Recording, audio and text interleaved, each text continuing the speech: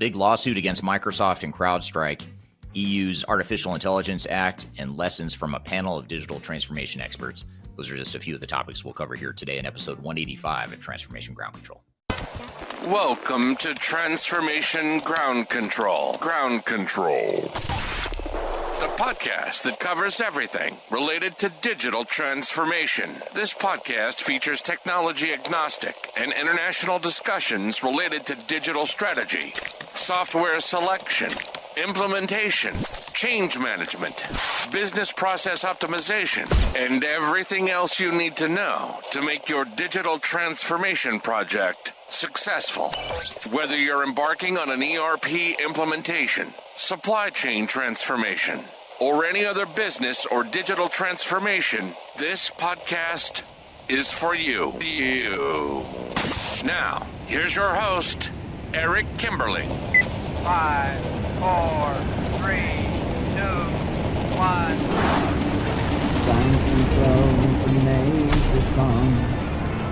Hello, welcome to Transformation Ground Control, episode number 185. My name is Eric Kimberling. I'm the host here today and also the CEO of Third Stage Consulting.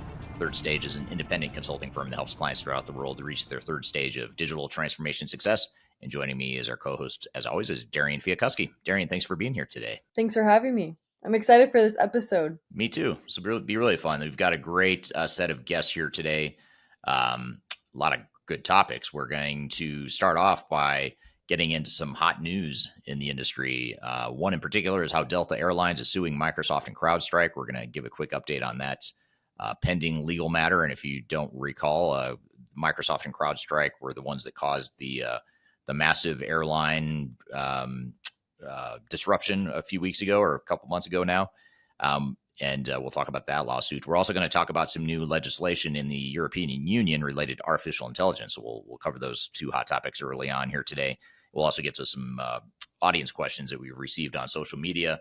And then we're going to bring in a panel discussion of 5 additional panelists are going to join me here later today. We're going to have change experts, project management experts, strategy experts, a number of different people that I'll introduce here later in the show. And these are some of the guests that we're going to have at our upcoming Digital Stratosphere Conference. And those speakers are going to be joining me here in a live discussion. We're going to talk about just digital transformation best practices and tips and lessons in general. So it'll be a great conversation that you won't want to miss.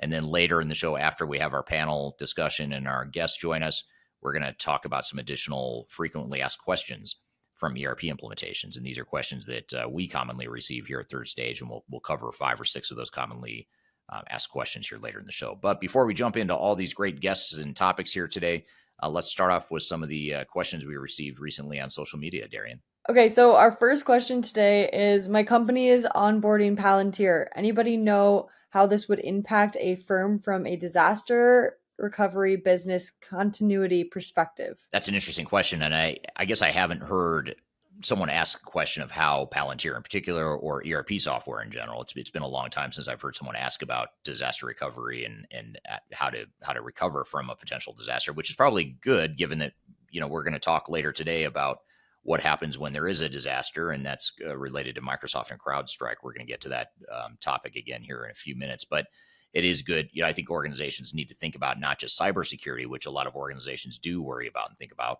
rightfully so.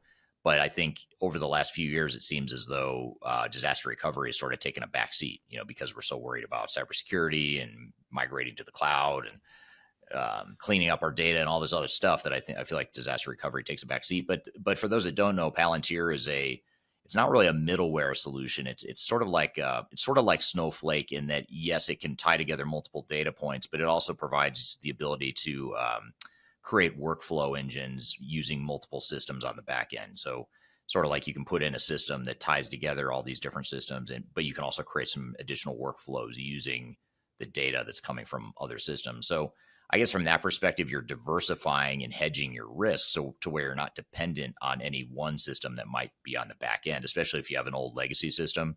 You could put a Palantir on there and it's not going to solve all of the world's problems, but it will sort of pull those data points and give you another point of access for that data. So I suppose from that perspective, it does allow you to hedge and mitigate some of the risk of potential disaster recovery or losing data in the event that one of your other systems go down. Right, that makes sense. Our next question today is, we currently use SAP EEC, and in 2025, we are updating to S/4HANA.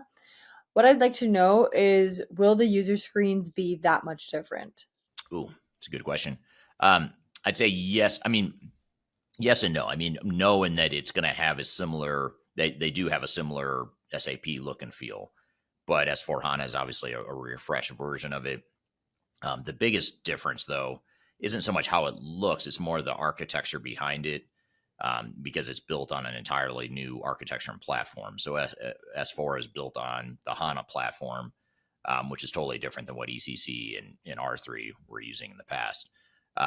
So that change in architecture, that rewrite of the system, essentially is really changed more of the workflows than anything. And of course, S/4HANA brings additional capabilities and functions to the table as well that were not available in ECC, especially now that SAP is sort of basically said that we're going to stop investing in ECC and all of our R&D is going to go to S/4HANA.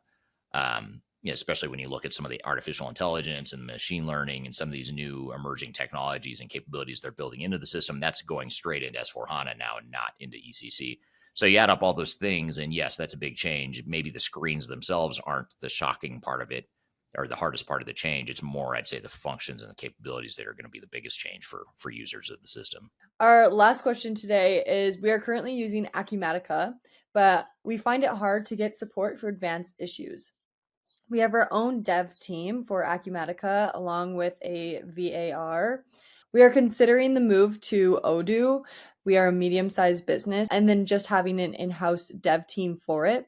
One thing that's frustrating is access to data in Acumatica. Also, the WMS as well as CRM are very basic. Odoo would replace Acumatica, our HR apps, our third-party WMS, our shipping software, Slack, our support tickets and chat, Sugar CRM, and etc. That's what they believe an ERP system should be in their opinion. But Eric, they want your take on what you think about this. About making that shift to Odoo from Acumatica? Yeah. Yep. Yep. Well, I think if you've got your own internal team, a dev team or an IT staff that can support your ERP system, which it sounds like this organization has, that's one of the prerequisites for Odoo. I don't want to say it's a do-it-yourself sort of a system, but it is, it's open source, and there's more, oftentimes more setup required for an Odoo. But the good news with Odoo is it's very modular. You can sort of break it up into little pieces, and it's easier to implement in pieces or phases rather than having to integrate the entire system all up front. I think ultimately it comes down to, though, I don't have a strong opinion of Odoo over Acumatica just as a generalization, but I do think that depending on what their situation is, you're going to have a clear front runner. It sounds like if they've got some limitations on warehouse management and CRM, as they mentioned, and if Odoo has better capabilities that meet those needs, then it could be a great option.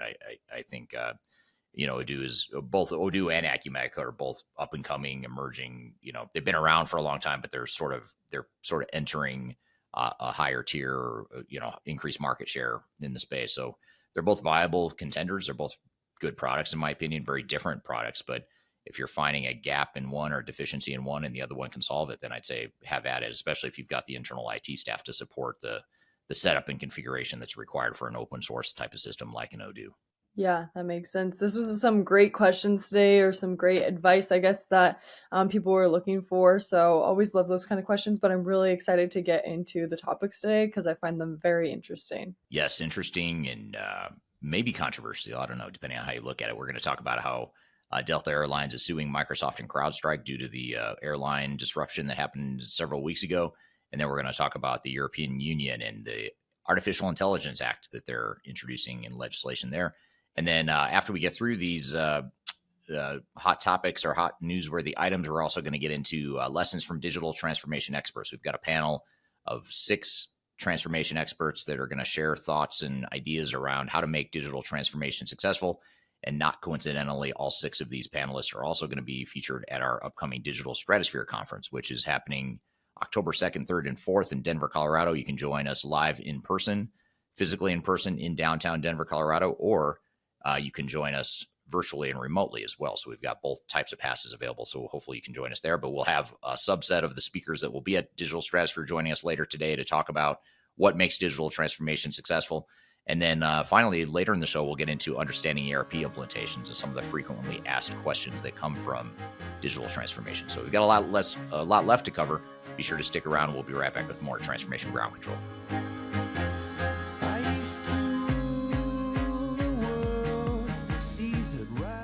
I'm here with Rachel Lubavitsky, the CEO of Setuply. And Rachel, can you give us a brief introduction to Setuply? Setuply is an AI-powered client onboarding and lifecycle management platform. We are purpose-built to accelerate revenue recognition for ERP service organizations. Setuply reduces client onboarding time span, expands team capacity, and enhances clients' overall satisfaction, ultimately helping service providers be more competitive and profitable. So what stands in the way of success for most ERP service organizations? Despite the continuous improvement of the underlying ERP platforms and technologies, many service organizations today still rely on fragmented stack of disjointed single-point solutions. This Frankenstack leads to increased administrative overhead, reduced scalability, poor client experiences, lower margins, and increased difficulty in maintaining competitiveness. So it sounds like a pretty significant problem that you guys are trying to address here with your product and your company. But what can be done to help address some of these challenges that you're talking about? Well, Setuply is purpose-built to accelerate client implementations by 30% and increase team capacity by 25%. So this significantly enhances the ability to win new deals and support them efficiently without expanding your operating footprint, ultimately boosting client satisfaction and securing strategic advantage in the crowded space. Great. So why is it important to consolidate your operating toolkit? Disjointed single-point tools oftentimes lead to increased management overhead as teams need to synchronize information across different platforms and solutions. This hampers efficiency and negatively impacts client experiences as they have to input information in multiple places and check statuses in different tools. Consolidation is crucial for scalability and streamlined operations. Oh, great. Now, how does Setuply foster seamless cross-functional connectivity as well? So as clients transition from sales to onboarding to then managed services, it's essential to ensure continuity in both client experiences and information integrity. Setuply facilitates seamless cross-functional connectivity internally and externally, ensuring no details are lost as clients progress through their life cycle. This approach maintains a high level of service quality and satisfaction at scale. Great. That sounds like a very important need and benefit there. How can I find out more about Setuply? For more information, please visit Setuply website at www.setuply.com. You can also register for our upcoming conference, Onboarding World, through a link on our site. This event offers comprehensive experience covering everything you need to know about the latest advancements and best practices in client onboarding. Great. Well, Rachel from Setuply, and then by the way, that's setuply.com, Setuply. Thank you for being here today, Rachel. It's my pleasure. Thank you.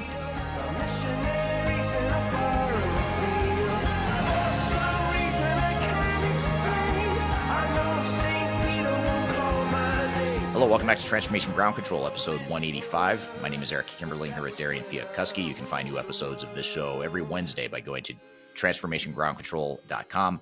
The show is sponsored by Third Stage Consulting, which is an independent consulting firm that helps clients throughout the world with their digital transformation journeys.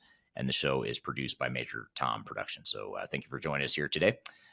So we've got two interesting topics, newsworthy topics we want to cover here today. Darian, what do you have in store for us? Yeah, so this first one, I know a couple of weeks ago we talked about how Crowdstrike's failure affected everybody, but now we're kind of stepping into aftermath of all of that, and Delta Airlines is now suing Microsoft and Crowdstrike for $500 million following the major outage that caused over 5,000 canceled flights and significant financial losses on Delta's side. Delta CEO is criticizing both of the companies for inadequate responses and poor testing, highlighting the competitive tension between Microsoft and Crowdstrike as a hindrance to the effective collaboration. The incident also prompted Delta to reconsider its reliance on the Microsoft platform, questioning its reliability and prioritization of customer service. The outage also impacted other critical services worldwide. Though experts doubt the technology providers can be held legally liable due to contractual protections. Eric, how do you think that the Delta Airlines lawsuit against Microsoft and CrowdStrike will impact the tech industry, especially in terms of accountability for service disruptions? Yeah, I have pretty strong opinions about it. In fact, I posted when this all happened with CrowdStrike. I remember I was in Europe at the time, so I was awake when it first happened. And whereas in the U.S., it kind of happened overnight in the U.S. So I posted on LinkedIn sort of not a snarky comment, but basically just sharing the article that had just broken, or the news that had just broke at the time about the outage. And I just basically said, this is why, this is the dark side of the cloud, basically, or in dark side of over dependence on vendor lock. Basically you're too dependent on one software vendor. What happens when that one software vendor has a problem? And they're all going to have problems. I mean, and I'm not here to argue whether or not we should be moving to the cloud or not, or whether or not we need to be leveraging outside third-party software vendors. Of course we do. But my beef with this whole industry right now is that we don't need to be doubling down on single vendors. There's no reason why you should put all your eggs in one basket, because things like this will happen. And I remember one of the comments on LinkedIn when I posted this, someone made a comment of like, well, this is just the way it is. It's like saying that because your car broke down, you should go back to the horse and buggy. And my point was, and so I responded, I got into a bit of a debate with this person on LinkedIn. I said, well, I'm not saying go back to the horse and buggy. You might need to have the horse and buggy as a backup though, if your car breaks down, or you need to have something. And by the way, we're not talking about a car breaking down. We're talking about millions of cars breaking down all at the same time. That would be catastrophic in the world if that happened, if none of us could drive anywhere because we had some sort of cloud-based transportation that didn't allow us to go anywhere. That would be catastrophic. And so we probably wouldn't do that. So why are we doing that in the technology space here, where we're sort of investing too much or too heavily, in my opinion, to basically lock into one vendor? And so, it sounds like Delta is saying, hey, we're sort of rethinking that approach and being too dependent on one vendor. And, I think there's going to be a lot more of this. I mark my word, in the next few years, there's going to be a lot more of this dark side of the cloud that is going to materialize, and it's going to cause big problems. And I know people don't like when I say it, because it sort of counters the sales messaging of the industry. The sales messaging in the industry is cloud is great. Cloud is perfect. Cloud delivers all this ROI. It's better than any, we can deliver services and software better than any mom and pop internal IT department can. That is true, but there's also a downside risk, and organizations haven't yet seen the downside risk, except for companies like Delta and others that have been affected by this particular situation. But there'll be more. I mean, there's going to be more. Some big software vendor at some point is going to have a big cyber attack again, and it's going to bring down the systems of thousands or tens of thousands of companies across the world, and it's going to cause a big disruption. And we're going to be sitting here having this conversation again. So this won't be the last time, but I just think that organizations don't need to deviate from the cloud. Of course, you need to keep investing in cloud and technologies and all that stuff, but I think organizations should be a lot smarter and not doubling down on this, just on one single technology. That makes sense. In your opinion, Eric, who should bear the responsibility for the large-scale outages? Should it be the software providers, or should it be the company using the software? Or like you said, should companies really make sure that they have that backup plan then? It's a good question. I'm not a lawyer, obviously, so I can't speak to the contractual piece of it that you were alluding to when you were describing the situation. But I would think in this case, you look to where did the problem start? The problem started with CrowdStrike, but Microsoft hired CrowdStrike to provide this piece of security as part of the Microsoft solution. So it was like a breakdown on two layers there. I mean, CrowdStrike should have never delivered a faulty security patch or whatever it was. But at the same time, Microsoft should have been smart enough to test and make sure that they were accountable for what they're delivering to the customers. Because the customers are hiring Microsoft. They weren't hiring, from what I understand, they weren't hiring or leveraging CrowdStrike software directly. They were doing it as part of a broader Microsoft solution. So ultimately, I think it's going to come down to Microsoft. I think Microsoft is probably the one that's going to bear the brunt of the legal bullseye and lawsuits and all that stuff, partially because of what I just said, but also partially because Microsoft probably has deeper pockets, I'm assuming, than CrowdStrike. So I imagine the lawsuits will probably target Microsoft for those two reasons. But again, I'm not an attorney, but I think that tech companies just need to do a better job and be less flippant about how their work day to day affects companies. And I think this is a good example of how we're not just talking about technology here. We're talking about people's lives and society and the world functioning, and therefore these big tech providers they bear a larger responsibility, and the consequences are much higher. The stakes are much higher now when their software fails. Can you share any similar experiences that you've had throughout your career where there was a major outage that led to significant changes on how a company is managing their technology? Yeah, I mean, first of all, I've never seen anything on this scale in my career, partially because, up until 5 or 10 years ago, everything was on-prem. And if there was an outage, it was only affecting a very small subset of the world. You didn't have these big, massive cloud failures affecting all these different companies, or even like cybersecurity hacks. You look at all these different, big cloud providers that are housing social security numbers or credit card numbers for millions of customers throughout the world. And then that cloud system gets hacked, and now all of a sudden, hundreds of millions of credit card numbers are out there floating around. That just didn't happen up until 10 years ago because you didn't have the cloud solutions. You only had these smaller, decentralized, fragmented on-premise systems. So the stakes were lower and the consequences were lower when something did happen. Having said that, though, I have seen organizations that have struggled with the system going down or breaking, and it can be really disruptive. I mean, particularly because what we deal with most of the time is back end or back office ERP systems. And when an ERP system goes down, you can't ship product, you can't close the books, you can't run your payroll. There's so much stuff that breaks. And what ends up happening is the organizations revert into full-on manual mode, pen and paper, spreadsheets, emails, and then they try to clean it up later when the system's back and running. They try to re-enter all that data back in the system. So it's super messy. I don't know, the best way to work around it, in my opinion, is to not put all your eggs in one basket and make sure you've got, multiple technologies. And that's a strong case for best of breed. If you have multiple systems doing different things, imagine if just one part of your organization goes down instead of the entire organization. And that's the way you have to think about it, is what's the risk if my entire ERP system goes down, gets hacked, just stops working because of something like a CrowdStrike happening again? What are the consequences and what am I going to do?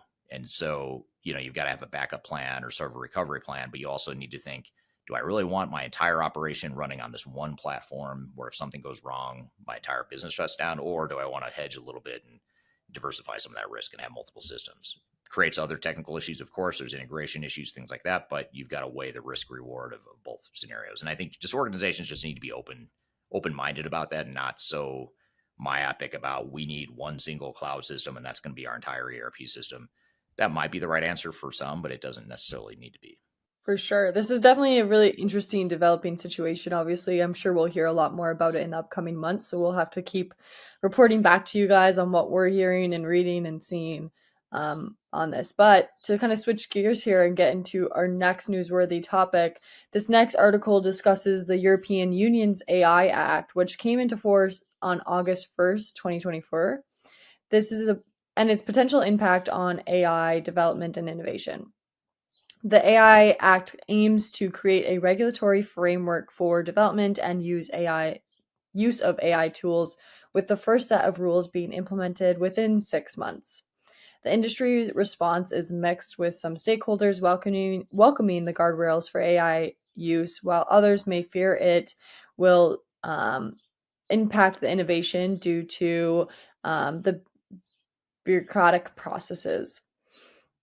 Key voices like Ralph Wintergrest of Bitkom and Joe, I'm not going to say these names right, so don't quote me here, Joachim Buhler of TWAV Association emphasized the need for clear, efficient, and unbureaucratic implementation to support innovation. The AI Act introduces the risk-based classifications for AI systems with stringent regulations for high-risk applications and lighter requirements for lower-risk ones. The phased implementation scheduled to increase mandatory audits for high-risk AI from 2026 and a full compliance for all regulated AI systems by 2027. So this will be developing over the next few years here, but I feel like it's the first big act in government regulatory situation that we've seen across the world. I know we've talked about, maybe Europe will be the first one to implement this. I know we talked about that a few months ago, and now we kind of see that coming into full force here. So, Eric, I just want to, first of all, get your opinion on all of this situation, and what are your thoughts on the new act? Yeah, I mean, I suppose it's not surprising that EU is sort of leading the charge on AI regulations and guardrails. As far as my personal opinion, I suppose I have mixed feelings on it. Honestly, I mean, on one hand, I'm not to get too political, but I tend to be more of a libertarian as far as having the government stay out of business where they can, unless there's something irresponsible happening, which leads me to my conflict here, which is I think there's a lot of uncertainty around AI and a lot of unintended downside potential with AI. There's a lot of upside potential too, but there's a lot of potential negative societal impact. So even the libertarian inside of me wonders if that makes sense. Thinks that it might make sense to have some sort of guardrails and safeguards in place. Particularly, I guess I'm thinking more. I'm not sure what exactly these regulations are designed for, but I'm thinking more in lines of like privacy and security of data. Certainly, I think the biggest thing is like what's going to happen to the workforce, because I think it's going to be a pretty significant change in impact to the workforce. And so how are we going to deal with potential displacement of employees and what's the societal impact there? So I think there's something to be said for it. I think the EU has proven over time that they tend to be on the forefront of government regulation, whether you like it or not is a different story, but they tend to lead the charge when it comes to regulations around things like certainly climate, some of the ESG regulations that they're putting in place now, data privacy. They've sort of led the charge on regulations around data privacy. They tend to lead the charge against antitrust sorts of activities against Microsoft and Google and that sort of thing.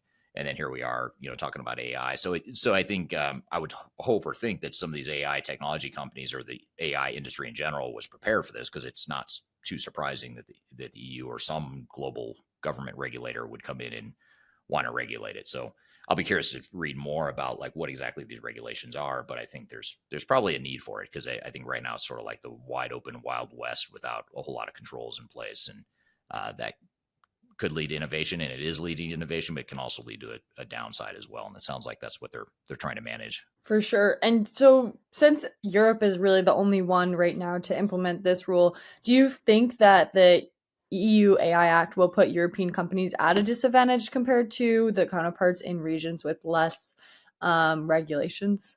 Maybe in the short term, but I think longer term, those regulations will probably spread, and or AI tech companies in other countries will have to abide, by the lowest common denominator from a regulatory perspective. So in other words, unless they want to completely ignore the European market, which most tech companies are not going to want to do that, they're going to have to abide by whatever those regulations are. So they're probably going to, I would imagine they're probably going to eventually just sort of bake that into their overall business. So short term, yeah, it might stifle some innovation for European companies. But longer term, I think it'll probably level out. But that's pure speculation. I'm not a macroeconomist by any means. For sure. And lastly, do you think there's any potential pitfalls with going with this sort of approach that we could see in the near future? Downside of regulation, you mean? Or yeah, I think, I mean, some may not agree with this, but I think anytime government or set aside government for a moment, anytime you get a really big organization like a government entity that tries to create rules and understand something that's moving so fast, it just, I just have trouble seeing how a large entity like a government regulator is going to fully understand both the intended and unintended consequences of their regulations.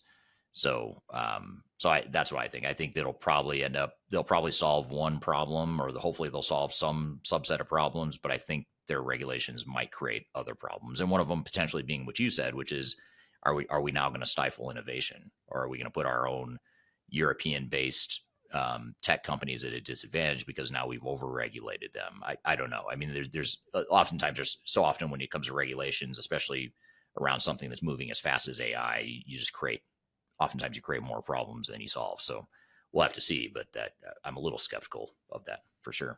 Yeah, for sure. It'll be interesting to see how this first kind of regulation gets received over the next few months, and how the European companies kind of deal with that, and how even the worldwide companies, you said that obviously they're going to want their AI in Europe, so they're not just going to ignore that market. So how kind of it affects globally and not only in the European region will be interesting in these next couple of months. But I'm really excited to get into a little Stratosphere preview here. I feel like this is a great preview for saying that Stratosphere is in the next couple of months. Yeah, absolutely. It's really exciting to have this group together. We were able to get a subset of some of the speakers that are going to be at our Digital Stratosphere conference coming up in October 2024, downtown Denver, Colorado in the U.S.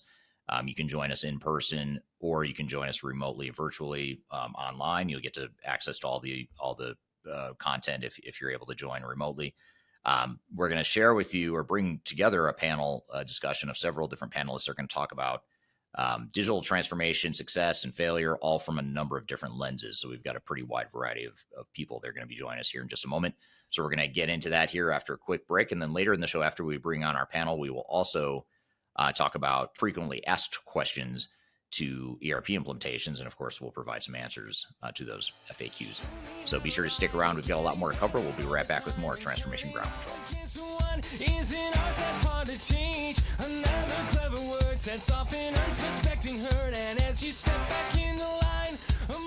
If you are involved in any sort of digital transformation or business change initiative, you will want to download the Digital Transformation Report. With its comprehensive overview of business and technology trends and best practices, this report is a must-have guide for any transformation project or executive team. Download this free report by visiting Third Stage Consulting at thirdstage-consulting.com. You can also visit our website to learn more about us, or download independent reports, videos, and other best practices. Again, visit thirdstage-consulting.com today to learn how you can take your transformation to the third stage of success. Are you looking for ways to promote your product or service to enterprise technology decision makers and influencers throughout the world, like the ones who listen to this podcast? Major Tom Productions creates media, events, and influencer marketing for B2B technology providers. Our productions are exciting, educational, disruptive, and effective. Most importantly, they create results. Our content is unlike any other in this industry, engaging, influential, and trusted by technology buyers and influencers throughout the world. Each month, our productions reach hundreds of thousands of targeted buyers and decision makers who trust and engage with our honest and tech-agnostic content.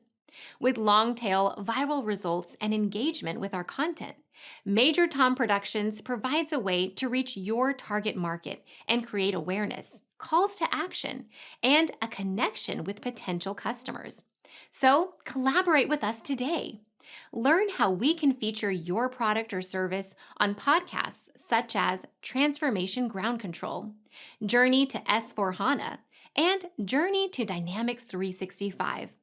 We can also feature your brand on our YouTube channel called Digital Transformation with Eric Kimberling, which boasts over 100,000 subscribers and over 2 million video views per year. You can also participate in our in-person events, including our Digital Stratosphere Conference. Contact us today to learn more. We can tailor a marketing campaign that works for you. We look forward to helping more people learn more about and become engaged with your brand.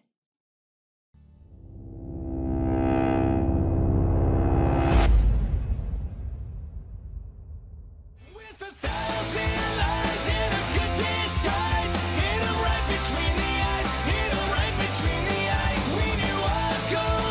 Hello, welcome back to Transformation Ground Control, episode number 185. My name is Eric Kimberling, CEO of Third Stage Consulting. We're an independent consulting firm that helps clients throughout the world with their digital transformation journeys. And joining me, as always, is our co-host, Darian Chwialkowski. And also joining us here is our panel. We've got this awesome panel discussion we're going to start here and have with you here today. We are going to talk about some just general best practices. What causes digital transformation success? What causes failure? What are some of the things you should be doing to be successful in your transformations? And we've got several people that are going to be joining here in just a moment. We're going to be having Greg Benton, who's a chief strategy officer here at Third Stage, Emma Roloff, who's a change management expert, Friska. Friska is, I forgot her last name. I'll let her introduce herself here in a moment. I just call her Friska. She's a change expert as well. She'll be on our panel here, and she'll also be at Stratosphere. Aaron Patterson is our executive vice president of the EMEA region here at Third Stage. And then we also have Marcus Harris, who's an attorney at Taft Law. All of them are going to be joining me here in just a second to talk about digital transformations. And all these speakers, plus about a dozen other speakers, are going to be at our Digital Stratosphere Conference coming up October 2nd, 3rd, and 4th in Denver, Colorado.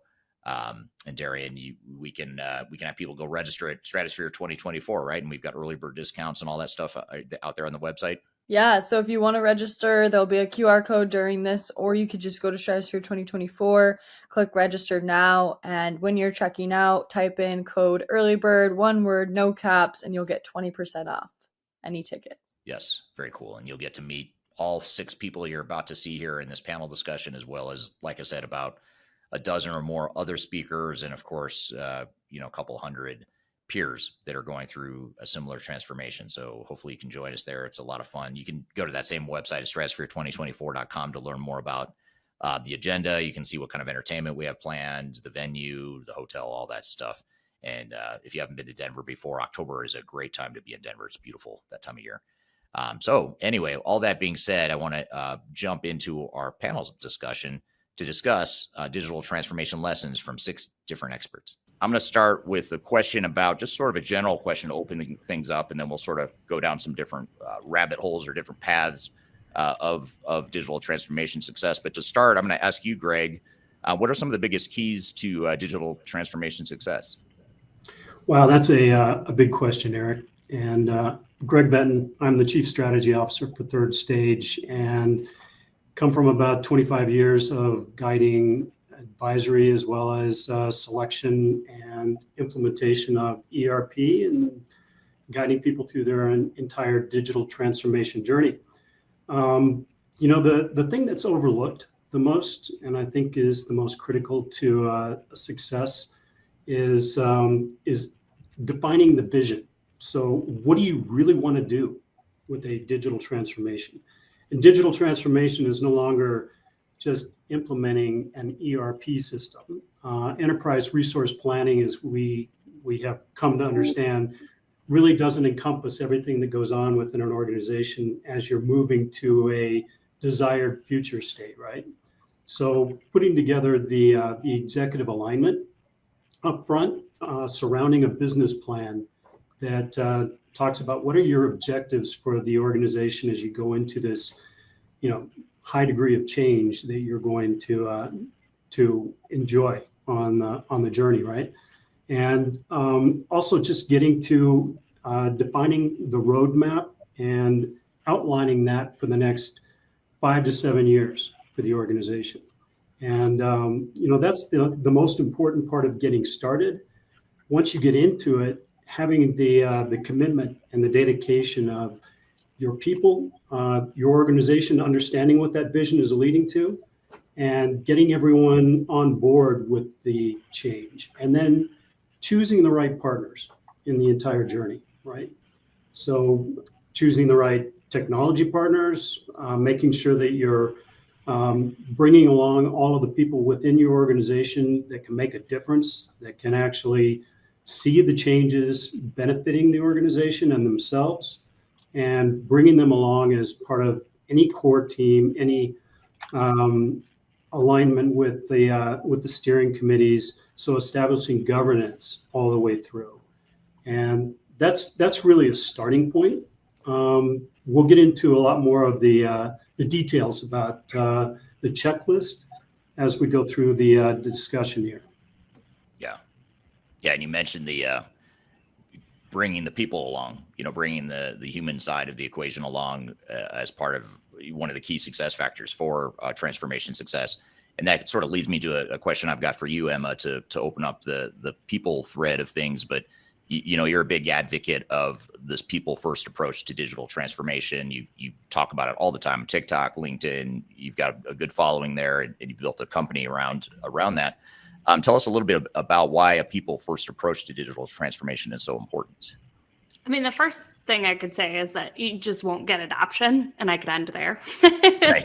But I don't think that makes for a very entertaining show. When I look at my career, so to kind of like give everybody a background of who I am, my career started on the software sales side.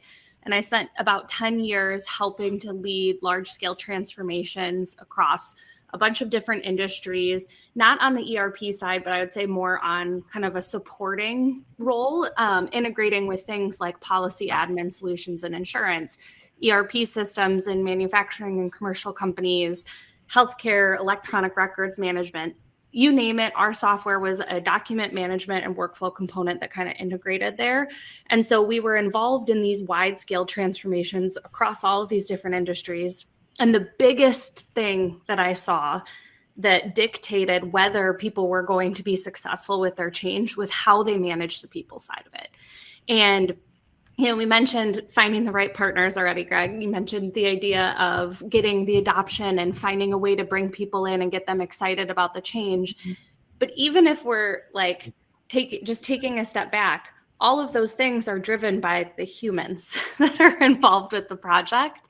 And I feel like one of the things that we get distracted with so often when we start talking about digital transformation is that the first word is digital, but it's actually the last part of like an equation when we look at order of operations and how we need to be successful. So we have to start with people and process, and then technology comes in as that last piece. And that order of operations matters if you actually want to be successful. That doesn't mean that every single person in your organization has a say on every decision, because you wouldn't get anything done. But going back to that idea of the vision and the why, you have to be communicating that. You have to be guiding your team along your thought process so that they understand and can feel comfortable stepping into what this project is going to look like, whether that's an ERP implementation or something like a process change or everything in between.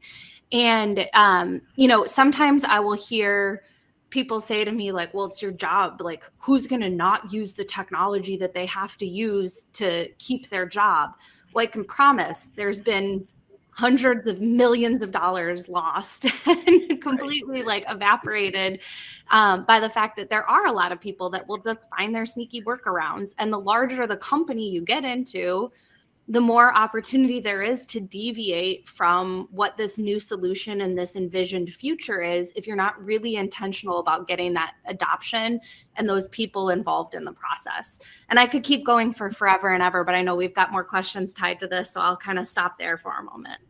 Yeah, no, it's so true. I mean, you're right. It's if you ignore the people side of it, it's just not going to be successful, no matter how well you did everything else. I mean, if you've got a beautifully designed system, you've got a great project plan and strategy, you've got resource commitment, you do all the things right you're supposed to do, but you ignore that one piece, and that's sort of like the Jenga game. You pull out the bottom of that Jenga puzzle, the whole thing is gonna fall over, no matter how well built you think it is. Exactly. Now, what about so Friska, I want to turn to you for a second, because you, like Emma, have a very similar lens that you view transformation through, as far as the people side of things. And you've recently published a book called The Future Fit Organization. Tell us what a future fit organization is, if you don't mind, after you introduce yourself. Yeah, sure. Hi, everybody on the call. I'm Friska, behind Fresh by Friska. I've been in organizational transformation and change for over a decade now, leading change programs impacting up to 65,000 people across 6 of the 7 continents. So like Eric said, I published a book last year, which was my first one, and my second one is out later this year, called The Future Fit Asian Organization, because, to the points that were made earlier, it is all about the people, and it is not a cookie cutter approach. Like the approach and the strategy that I develop in Sydney is going to be very different if I was trying to implement the same change in Shanghai. And in answer to your question, a future fit organization is an organization that simply just doesn't react to change, but they're proactive. They're proactive in planning it, resourcing it, managing it, and sustaining it. If we think of what the terms mean, future means at a later date. And fitness, like its name suggests, it's building that organizational muscle. It's building that agility, that resilience, that grit, that capability that will, keep an organization bouncing forward, even though changes come unexpectedly, surprisingly, and sometimes unwelcome. Like look at COVID, for example. I kind of laugh when people say that they're future-proofing their business or they're future-proofing this. That's really, really arrogant, because even companies that had gone through very similar disasters, like Hong Kong with the SARS outbreak, etc., they were still caught completely off guard when this new virus took hold. So that's why I like to say future fit. A future fit organization is an organization that's committed to its continuous innovation and growth, and they take change seriously. Yeah, and you and I have talked in podcast interviews in the past about how it's about how you adapt to the change, not avoiding the future, not avoiding change, but recognizing that you don't know what the change is going to be. But the key is how do you build an organization that can adapt based on whatever happens externally and internally. So that's a super interesting concept, and I also like that you don't call it future proof, because that's always bothered me too. It's like, what does that mean? That doesn't even make sense that you'd be future proof, but yet we, a lot of our industry uses it for marketing purposes. So Aaron, we talked about multinational, or Frisco was talking a bit about multinational projects, and you've been involved with multinational projects as well. What do you think some of the keys are to multinational transformations, and how is that different from if we're managing, just a domestic or a single location sort of transformation? Yeah, sure. So my name's Aaron Patterson. I'm the Executive Vice President for EMEA for Third Stage Consulting. My background has been in consulting and system integration and kind of working at a number of different companies over the years, from private equity back to startups to multinationals. And so a lot of experience working in this space. And so one of the things I think is clear is there's definitely a lot of consistency between a local one country kind of deployment and a multinational. So things like Greg said around clear vision and strategy, real need strong leadership and governance, that counts for every single kind of implementation or digital transformation that you'd be doing. I think the other key thing is obviously, which has already been talked about as well, is the cultural sense of sensitivity and inclusion. As you said earlier, deployments in Sydney are going to be different to Shanghai. That's absolutely true. And if you are deploying across 50 or 60 countries, and even some regional differences within those countries as well, it's incredibly important to have some local advocates and some local change agents to be able to help you with that. And then because you are dealing with a multinational situation, effective communication is really key. And being consistent and transparent in that communication, making sure that it's both relevant for the program as a whole and for the local markets as they're doing their individual work for deployment or managing change or some of the technical implementations. I think that's probably a key thing as well. And then finally, I think probably one of the things just to touch on as well, especially today, is really around security and compliance, and just taking a mindful approach and a very structured approach to what laws and compliance you have to actually deal with in the various different countries, because that can be very different. In the US, we may have very little kind of government regulation for certain industries, and that definitely isn't the case, especially when it comes to digital data, making sure who owns it, who's got access to it, different things like that. That's different on a region and country by country basis, and taking that into account is oftentimes something that gets missed if the team is kind of doing their first international project. So those are probably some of the key things, I think. Yeah, it makes total sense. It's a important nuance. It's a lot of the same practices you have to leverage, but on a larger scale. But also, there's a lot more complexity that comes into it organizationally and culturally, for certain. I'm here with a panel discussion discussing digital transformation lessons from these 6 experts. We've got a lot more to cover. We'll be right back with more discussion here on Transformation Ground Control.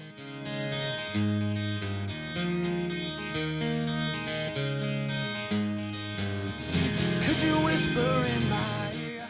I recently published my first book. It's called The Final Countdown: Strategies to Reach the Third Stage of Digital Transformation. And I wrote this book because I really wanted to find a concise way to share some of my knowledge around digital strategy and how to get started on a digital transformation journey. So in this book, I cover 3 different sections. I cover the people, process, and technology aspects of transformation, with the idea that it's meant to be a starting point, a launching pad for organizations and team members that are going through digital transformations. So I encourage you to buy this book. You can get it electronically, you can get it paperback, or you can get it in hard copy, as I'm holding here in front of you. You can get it by going to thefinalcountdown.com. You can also search for it on Amazon if you shop at Amazon. Otherwise, just go to thefinalcountdown.com. Love to hear your feedback on this book as well. So I hope you check it out and hope you enjoy. I'm excited to share our newly released 2024 Digital Enterprise Operations Report. This free download is available on the Third Stage website at thirdstage-consulting.com. This report is truly packed full of technology-independent and agnostic insights for your project to ensure that you're strategically optimized for success. Download your copy today with the QR code in front of me or visit our website for more details.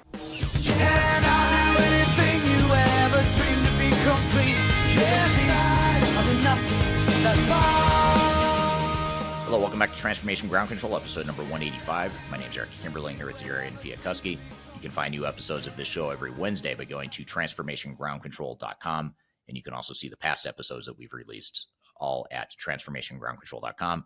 And we're here in the midst of a discussion with a panel, which, by the way, is going to be at our Stratosphere conference. Digital Stratosphere is the name of the conference, happening in October 2nd, 3rd, and 4th in Denver, Colorado.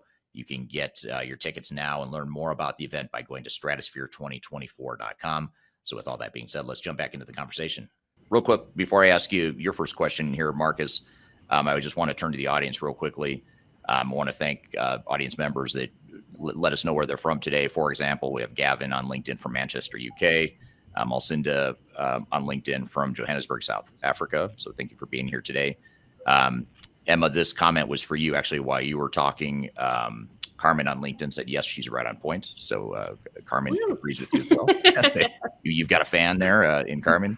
Also, this one's for you, Friska. This is from Alcinda on LinkedIn. She says, The Future Fit Organization is a great read. Highly recommend. Oh, so thank you. You can save that for your, for the inside cover of your next book. You could use it as a review for your book there. And then Carmen on LinkedIn says, yes, this is where you need to understand the environment, culture when doing implementations in other countries. You need to understand the policies and compliance policies. So great comment there and in agreement with what both you, Aaron, and Friska said there. So I want to turn to you real quickly, Marcus, and bring out the elephant in the room. We've sort of talked about it. I think each of us has sort of alluded to this concept of project failure. I know none of us want to talk about it. It's highly uncomfortable, but we have to talk about it. Why do so many digital transformations fail, in your opinion? Yeah, I mean, there's a multiple reasons for that. But before I get into those, my name is Marcus Harris, as Eric said. I'm an attorney practicing in a law firm called Taft, and for the past, let's say, 20 years, I've really focused my career on drafting and negotiating ERP and digital transformation related agreements, and then, unfortunately, for my clients, litigating, failed digital transformation projects in courts all across the United States. And if there are a few consistent themes that we see in the lawsuits that I litigate, they really, I think, focus mostly around having unreasonable expectations. Okay. And so, and there's a variety of reasons for that. Our clients will go into these things and they'll be full of excitement. There's anxiety associated with that. They're spending a ton of money, but they haven't done any of the most basic types of due diligence. They don't know how long an implementation is supposed to take. They don't know how long the project should cost. They have no understanding of whether the budget projections that are provided by the ERP vendor, for example, or the integrator if those are reasonable or unreasonable. And so, they go into this thing not really understanding what they are getting themselves into. And in some ways, you can say, okay, well, shame on you for that. But at the same time, I think, the goal of these ERP vendors is to sell software. And one of the ways they do that is to make it seem less complicated than it really is. They sell you on, this has got industry best practices. It's designed for your particular industry. It's going to enable industry compliance. It's off-the-shelf software, out of the box, minimal customization, and it's going to be easy for you to implement, and you're going to realize all these business benefits from the technology.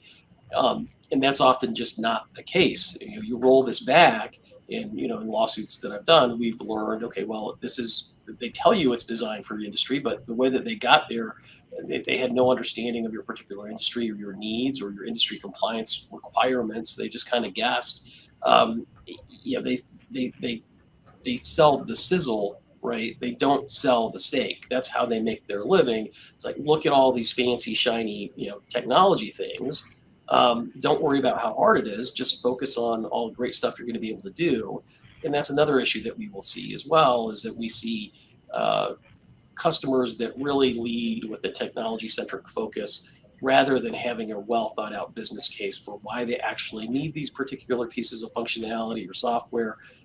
They just want to get the latest and greatest and move forward from there, and they think it's all going to figure itself out. And it has disastrous results typically. The failure rate for these things is, depending on the study, 70, 75 and upwards % failure rate. Yeah. Yeah. And those are just the ones we know of too. We don't always hear about the failures. Can I add one quick thing to that? Sure.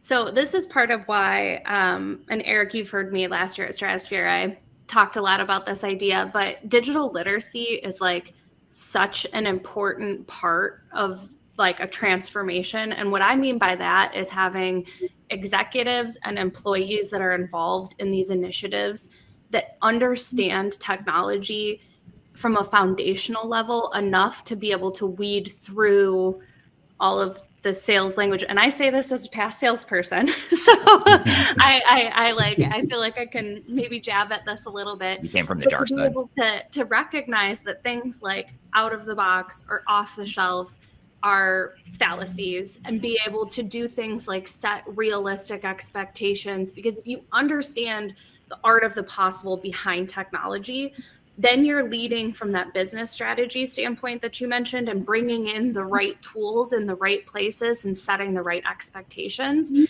as opposed to hoping for technology to be the silver bullet that comes in and just solves all of your problems.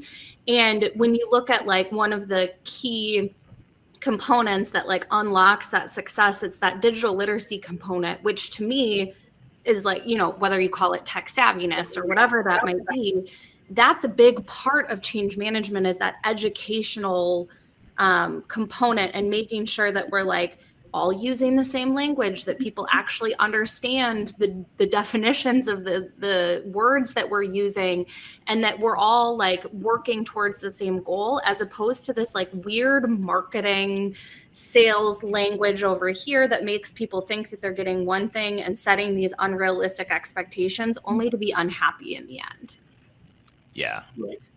Yeah, it's very, very true. And I've got a follow-up question for you, Emma, along those lines. But real quickly before I do that, I meant to put this up earlier, but on my right in the corner right here is a QR code you can scan to learn about Digital Stratosphere. So all of us talking here today are among the speakers that are going to be at Digital Stratosphere, which is live in Denver, October 2nd, 3rd, and 4th. Of this year. You can join in person in Denver, meet us all in person, and/or you can join remotely, virtually as well, wherever in the world you're joining from. So scan this QR. Gosh, I cannot get that right. Scan the QR code right here, and you can see the agenda, how it's shaping up. You can see who the other speakers are. You can learn more about the event there. So be sure to check that out and scan that. You can also go to stratosphere2024.com is the website you can go to. Again, stratosphere2024.com. So just to follow up on that, Emma, and sort of building on what you just said, as well as what Marcus was saying, you opened up your first response to my question was, if you don't address the people side of change, you're going to fail. I'm paraphrasing what you said, but you basically said you're not going to succeed. Why is that? Help us understand how a lack of focus on people first and maybe focusing too much on the technology first. How can you help us unpack how that evolves into a failure? So Marcus just brought this idea up, but I like to call it random acts of technology. And that's like believing that if you bring in something from a technology standpoint, so like I'm going to pick on AI right now. It's got a ton of potential.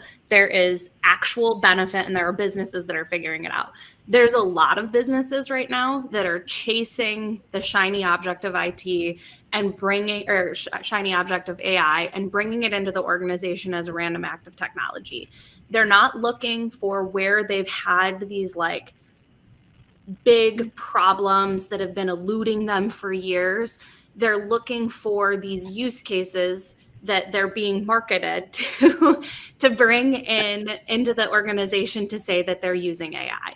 To me, that is a broken thought process on how to lead a technology implementation of any kind, whether that's AI or any sort of other tool. What we should be doing is going back to the people that are doing the work within our organizations and spending some time understanding what are the things that they don't like about their job. Yes, there's always going to be things that we don't like about our job, even if we're using technology, but getting a better understanding of what those things are. Talking through where we have process bottlenecks or things that don't go the way that we would if like run the way that we would hope if we could envision the most effective and efficient process. And then when we've got this bucket of information about where our people have their problems and where our processes are not designed optimally, then we look at, okay, if we go back to our toolkit of technology, what options do we have to bring forward technology that's going to help us impact these areas of opportunity that we have? Then we have an actual project that our team has raised their hand to say, I hate this, I don't like it, my job would be a lot better if I wasn't doing this. Or your customer experience is impacted because you've improved a process, whether that's by helping the employees or just improving the efficiency of that process. And then the technology, when your team gets in and starts learning the new tools and having to change their process and get trained on new things, there is a reason behind it for them. And there's something for them to attach to.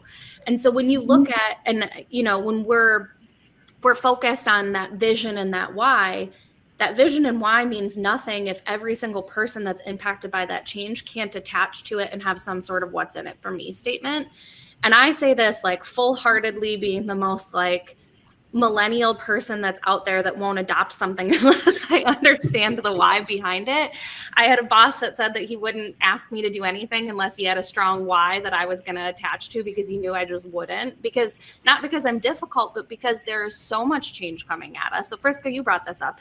Things are always changing. We always have to be ready for what's coming next. And if there's not a reason for us to adopt and change, our effort and our brain space goes to all of the other things that are happening in front of us, as opposed to trying to make this meaningless change stick.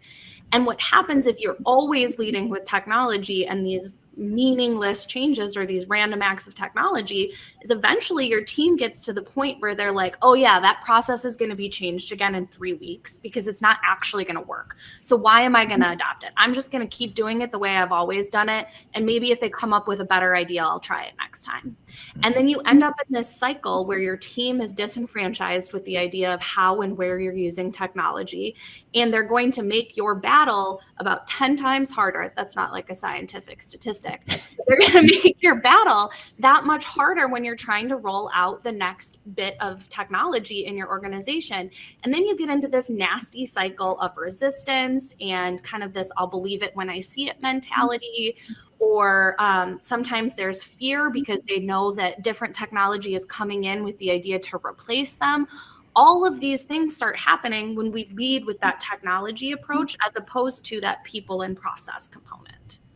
Yeah, it's well said, and that's a good unpacking of how that unfolds, because I think people sort of throw out blanket statements oftentimes like, hey, if you don't focus on people, then you're going to fail. but understanding why that is, like what is it? How do all these moving parts come to a crashing halt when you don't address that people side of it? And that's a good overview. What would you add to this, Friska? I know this is right up your alley as well, but as far as like why a lack of focus on change management, people first, all the stuff you espouse as well, what would you add to that in terms of why that causes failure if you don't focus on those areas? I keep it simple. I ask just one question: what percentage of your project's benefits depend on people doing things differently? Usually it's pretty sky high. It's like 90%, 100%. But often the budget for technology is this big and the budget for people related stuff is this big. So how can you expect success when you've totally got your priorities in the wrong order? Yeah. And I think part of it too is what you guys are saying is it's, what you just said, Friska, you spend your budget this much on technology, this much on people, this much I can see. Like I can see the technology. I get a deliverable. I get a clear output. I know if it works or doesn't work. I can run a test scenario and look at the test script. There's so much tangible stuff to it. So it sort of makes sense that we would have that bias, like, hey, let's just focus on that thing that we can see. All the stuff that you and Em are talking about, it's like, well, I can't see that. I can't see it and touch it and feel it in the same way. Oftentimes there's not a clear deliverable that comes out of that. Is that something you guys have seen, or how do you overcome that bias? I think if you agree on the metrics and what success looks like early on, it's much easier to measure the success or not of change. And there's lots of different metrics. There's individual metrics, there's team metrics, there's organizational metrics. If it's a technology implementation, then it's more clear cut. It could be time completed to run a certain process. It could be reducing errors. It could be reducing calls to the support center. So lots of different things, but those metrics are very rarely agreed upon right at the beginning. And so what happens is you're kind of chasing your tail, trying to figure out how to measure this thing. Is it going well or not? When those conversations should have been happening up front. I'm here with a panel discussion discussing digital transformation lessons from these 6 experts. We've got a lot more to cover. We'll be right back with more discussion here on Transformation Ground Control.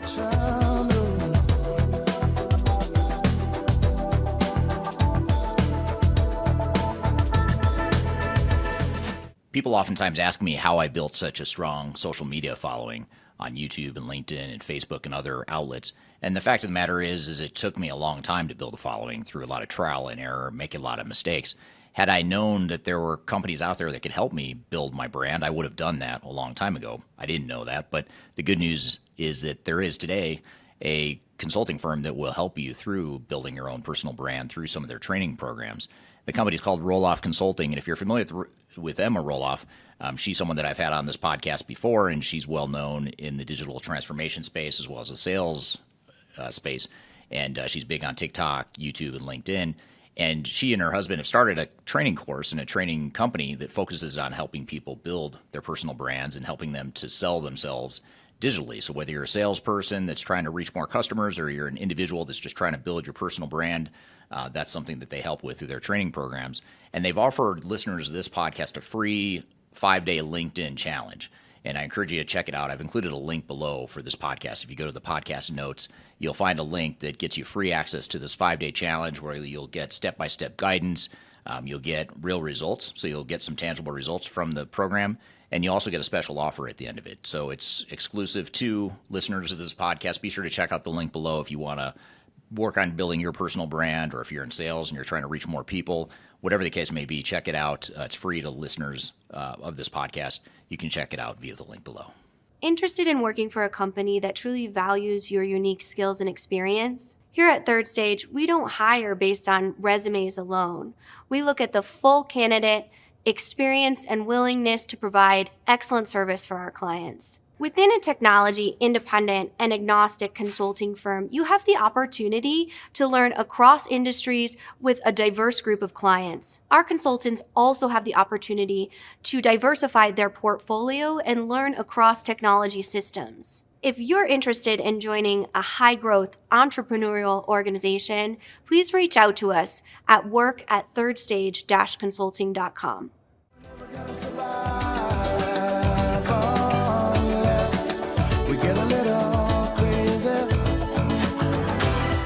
Hello, Hello, welcome back to Transformation Ground Control, episode number 185. My name is Eric Kimberling here with Darian and Chwialkowski. You can find new episodes of this show every Wednesday by going to transformationgroundcontrol.com. And you can also see the past episodes that we've released all at transformationgroundcontrol.com. And we're here in the midst of a discussion with a panel, which, by the way, is going to be at our Stratosphere conference. Digital Stratosphere is the name of the conference, happening in October 2nd, 3rd, and 4th in Denver, Colorado. You can get your tickets now and learn more about the event by going to stratosphere2024.com. So with all that being said, let's jump back into the conversation. Here's an interesting comment from YouTube, from Sahil on YouTube. Says, fully dependencies on technologies is also not good. What if it fails? Technology is used to save time and effort in industries.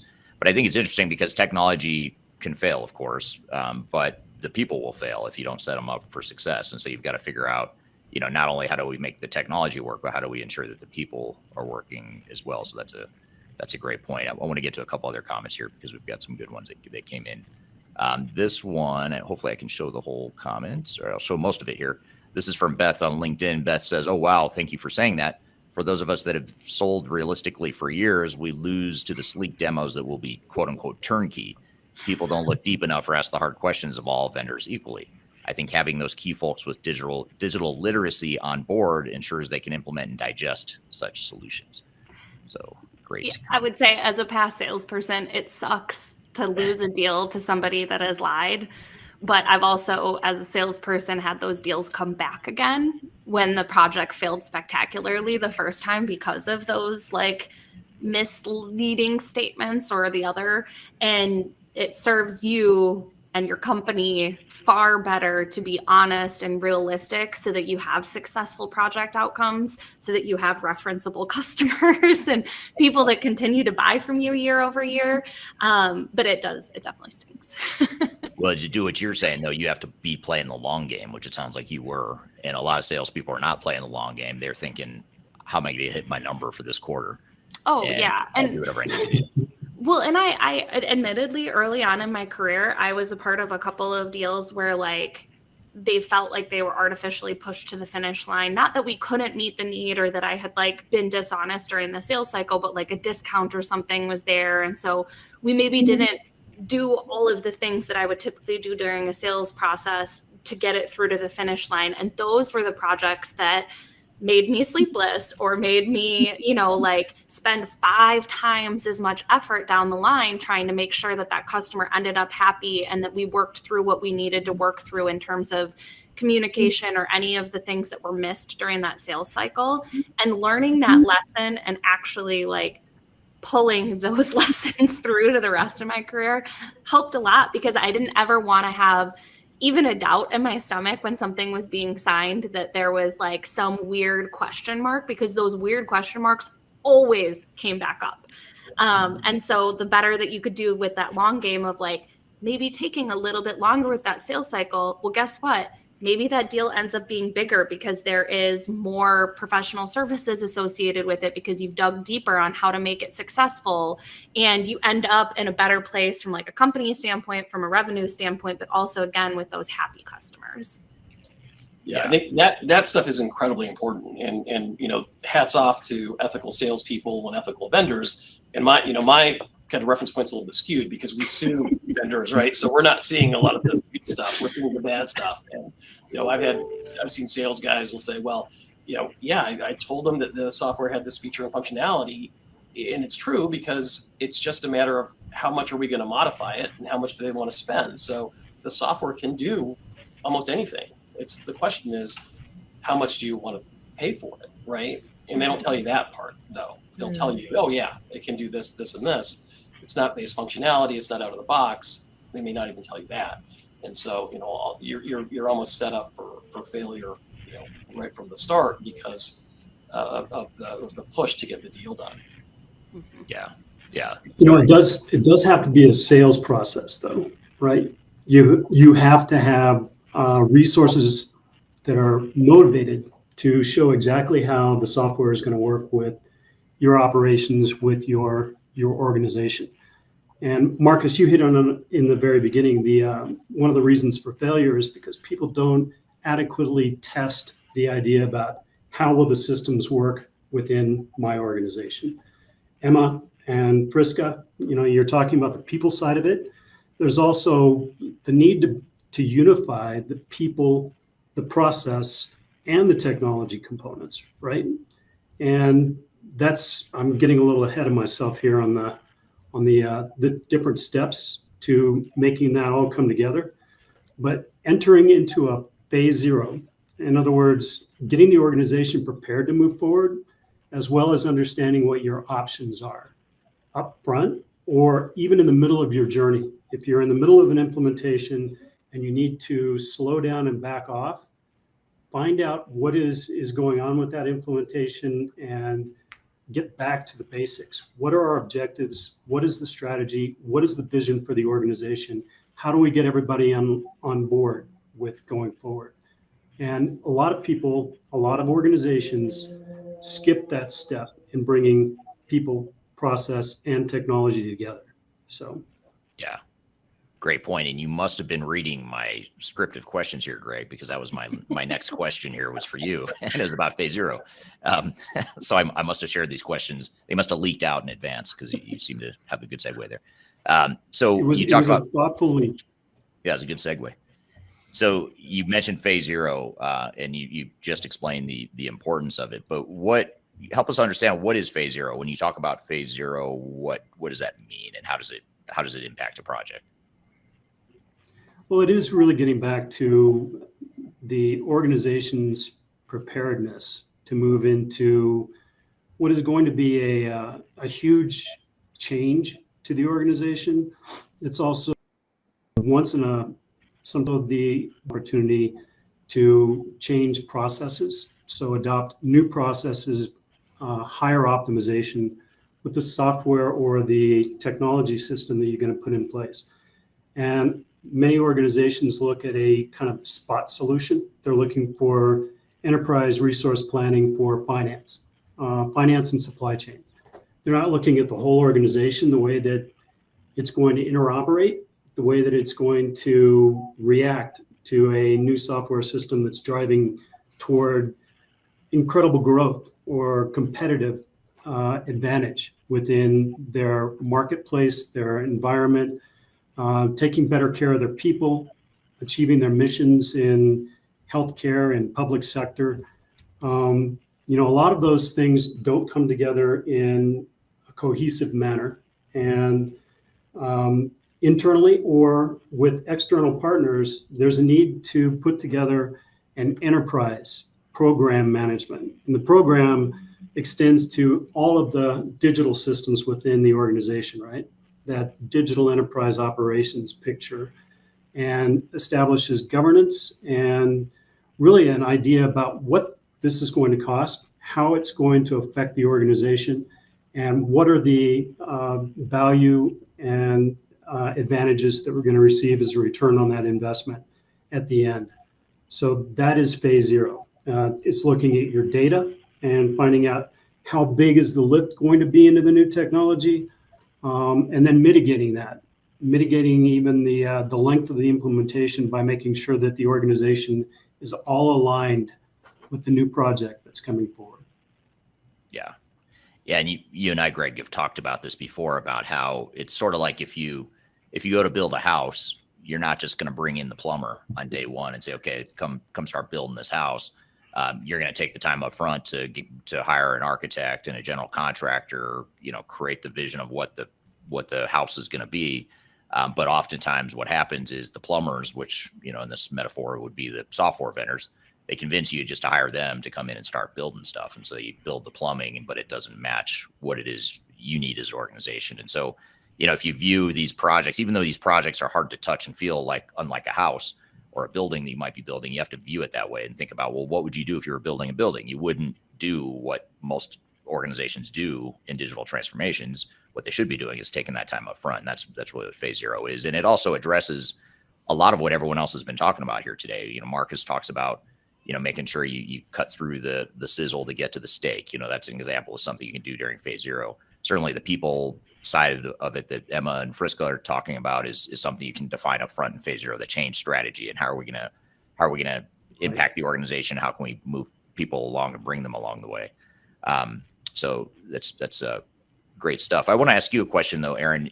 Coming back to this concept of multinational organizations. I know a lot of people listening are part of multinational companies, but when we're dealing with multinational projects, what are some of the best ways to draw in key stakeholders and align cultures, or address the fact there are multiple cultures within an organization? How do we address all that from a multinational implementation perspective?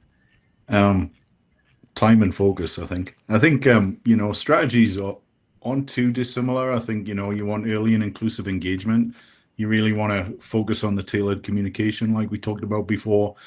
There's just different levels of it in a multinational kind of organization and deployment than there would be. I think it's key to establish local champions so you do have a voice in all of the regions that you're going to. I think in a lot of cases, it's good practice to have some cultural training, some awareness, making sure that the team is actually aware. And then as the project goes on, really make sure that you do have collaborative decision making, right? Because you don't want people who are not in the home country or whatever, the home office, to feel kind of on the outside of their own project. You want everybody to be involved in that. And that includes making sure that you have good feedback loops there, right? And what is going well, making sure that you do get feedback from all of the interested parties that you're working with. And then one of the things I've seen that really makes a big difference is, you do have the overall project vision and strategy and what is this going to do for the business, but you really have to make sure that you're going to allow for local adoption of those global strategies. There has to be some flexibility. If you go in and you're deploying to 20 countries and there's no flexibility in the types of work and the individual deployments in those regions, you're going to have a hard time getting adoption for those and being able to have the flexibility. And at a very base level, it's even just government compliance, right? Making sure that you can do the local compliance and cover that, but then making sure that you're adapting the actual implementation itself. If there's different systems that we're integrating to in different countries, a lot of times, we were talking a couple of weeks ago to a company that had offices in a bunch of different places, and they had a system that was working fantastically well for them in Scandinavia. It worked okay for them in Spain, but in South America, it just didn't work at all because of some of the compliance and because of some of the cultural differences and how people use the different systems.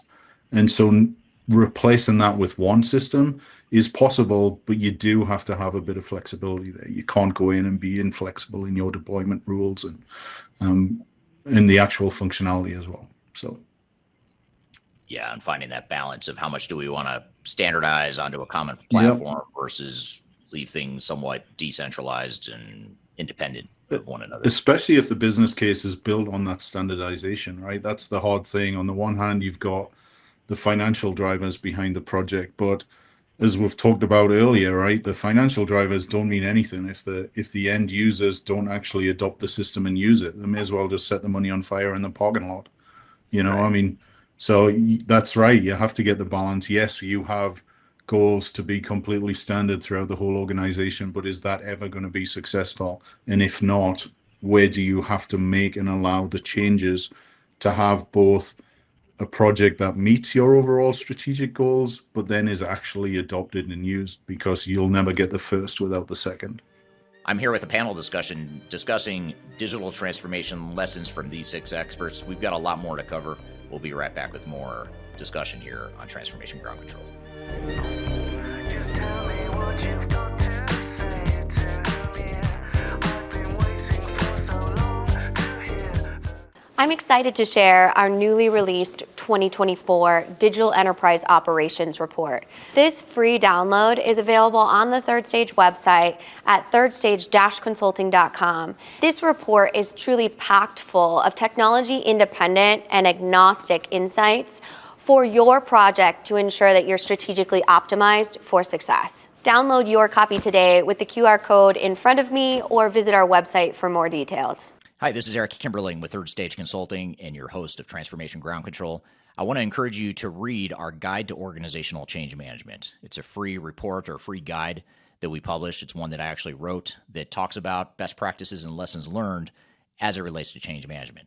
So as you know, on this podcast, we cover a lot of stuff related to the human sides of change, organizational change management, including training, communications, org design, all kinds of stuff as it relates to change management. So if you're trying to learn more about change management, or you're looking for more direction and ideas on how to get started on your change management strategy and your overall journey, be sure to check out this guide. You can read it by scanning the QR code on the screen in front of you, or in the links below for this particular podcast episode.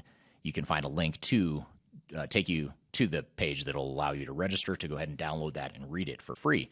So be sure to check it out. It's the Guide to Organizational Change Management, written by yours truly. I hope you enjoy it. Let me know what you think, and hope you enjoy the rest of this episode.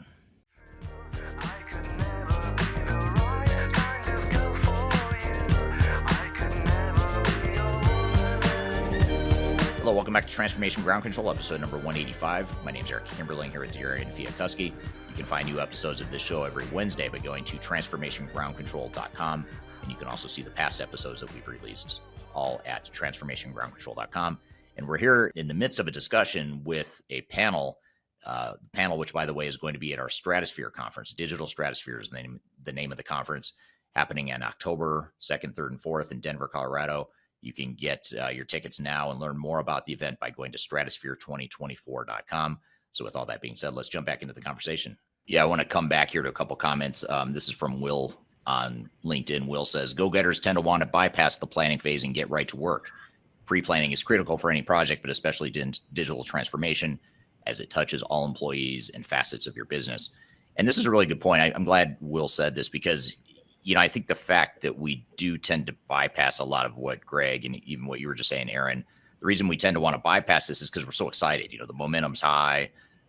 We picked this new software. Finally, we have a vision to get rid of our old crappy systems, and things are going to be great. So let's just jump in and start building stuff. And so you end up bypassing that phase zero, thinking that if I do phase zero, that's going to slow me down. Why do that when I can just jump in and start doing stuff? And I would argue, and we've seen it time and time again, if you do that, you're going to take a lot longer. It's going to cost you a lot more than if you just take a little bit of time up front to do phase zero, get a plan in place, have a solid blueprint, and then start building stuff. But I think Will's point is a good one, which is people's intentions are good. I don't think people want to screw these projects up. They're not setting out to screw this up. They think they're doing the right thing, and there's usually good intentions behind it.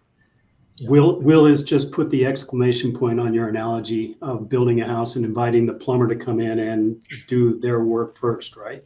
Yeah. I want a house with Let's get building. Exactly. I want a house with running water, so let's go get the plumber and bring that. Here's a interesting comment. This is from Horatio on YouTube. Says, "I'm sorry, my people.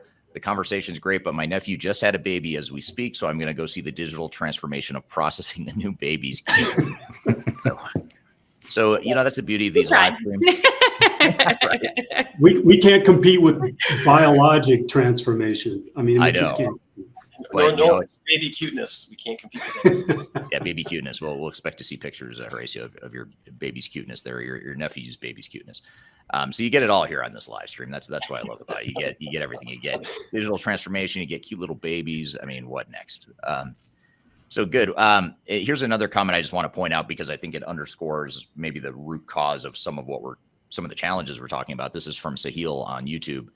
And Sahil says, sales comes with a target here in India. If you achieve it, then the next target is even higher, but the person's salary remains the same. And setting aside different compensation plans and cultures throughout the world, if you just look in general, you have to look at incentives. And that's a big part of what I think, Marcus, you were alluding to, is what's the incentive of the people that are trying to sell to you.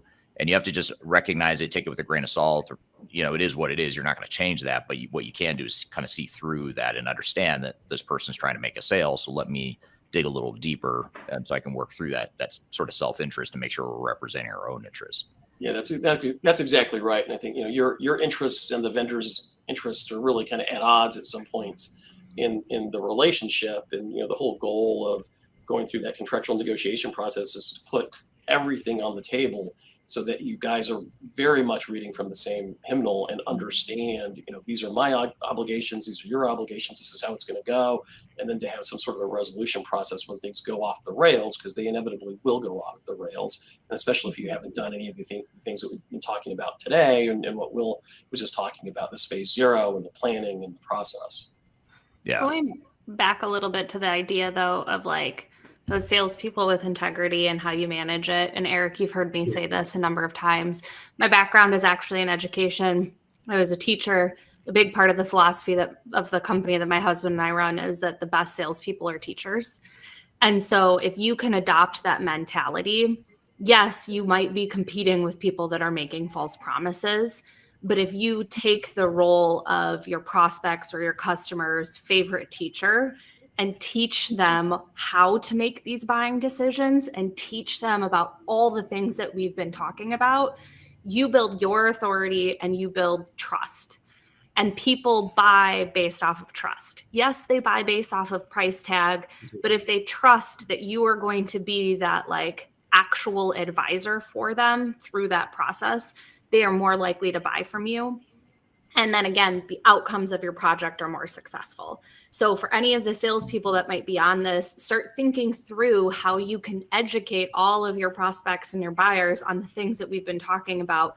Big tool that I used when I was selling was teaching about digital literacy. That's how my TikTok got started. That's how a lot of my content on LinkedIn is about that idea of breaking down these ideas or these terms that we use to like mystify people so that they can make better buying decisions. And then when the time comes and they need help, you've taught them something and they trust you and they'll come back to you. So there is a different way, I promise. Yeah. Well, and that's a great point, Emma, because I totally agree. Just in general, I agree with you, but I agree with you even more if you look at the last 2 or 3 years in our industry, because I would argue that our industry has the highest degree of distrust that I've ever seen. I mean, because you have a lot of software vendors that are sort of forcing these migrations, at least in the ERP space. A lot of these incumbent vendors like SAP and Oracle and Microsoft, they're all sort of pushing their customers off the legacy systems into the cloud, which is fine. That's where we're going as a industry. But the problem I have is that now you're giving arbitrary deadlines to your customers to say, if you don't get off this old system and upgrade to the new one, we're just going to stop supporting you. And so you're sort of coming into this with a lack of trust. And we see a lot of people that come to us at third stage, they're looking to us to provide some trust and honesty because they're seeing a lot of garbage in the space. And so I think what you're saying is absolutely spot on, Emma. The people that do build trust, they stand out in like not a sore thumb in a bad way, but they stick out like a sore thumb in a good way. So I think it's a great point. A happy thumb, not a sore I'd one. like to comment too. One of the reasons that we host Stratosphere every year is to impart some of this understanding, the pitfalls that people can avoid when going through this entire digital transformation process. I was sitting next to a client last year that turned to me during one of Marcus's sessions and said, "Gosh, I wish I'd known about this. I wish I'd thought about it before we ever went into it. We would have completely renegotiated the contracts that we ended up signing." So that goes to Emma's point too. I mean, software vendors, they want to do the right thing. They want to be the partner of choice for you. But you have to make sure that the boundaries are set on both sides with that contractual agreement. So, yeah. And again, Stratosphere 2024, you can scan the QR code here or go to stratosphere2024.com if you want to learn more about it. Marcus does talk in the sessions. He typically will talk about some of these contractual considerations. And speaking of that, Marcus, could you give us a preview of what you'll be talking about at Stratosphere in terms of some of the contractual considerations that a project team or an organization needs to consider when they're embarking on a software purchase and transformation? I like to kind of break it down and be practical in the way that I approach these presentations and really the issues that I think people need to focus on, because I think from a pure legal perspective, and I'm not going to go overly legal right now because I think everybody's going to fall asleep. But it's always the things that we always focus on are, as lawyers in these agreements. It's warranties, limitations and liabilities, indemnities, remedies, damages. All those things are incredibly important, and you have to focus on those, and that's a given, right? But when you're embarking upon a digital transformation or an ERP implementation project, you really have to think about the people aspect of this and what can you do to set reasonable expectations, which is what the contract negotiation process is actually for. Is to, like I said before, you put everything on the table and you make sure that you have a meeting of the minds as to what is going to happen and who's responsible for it.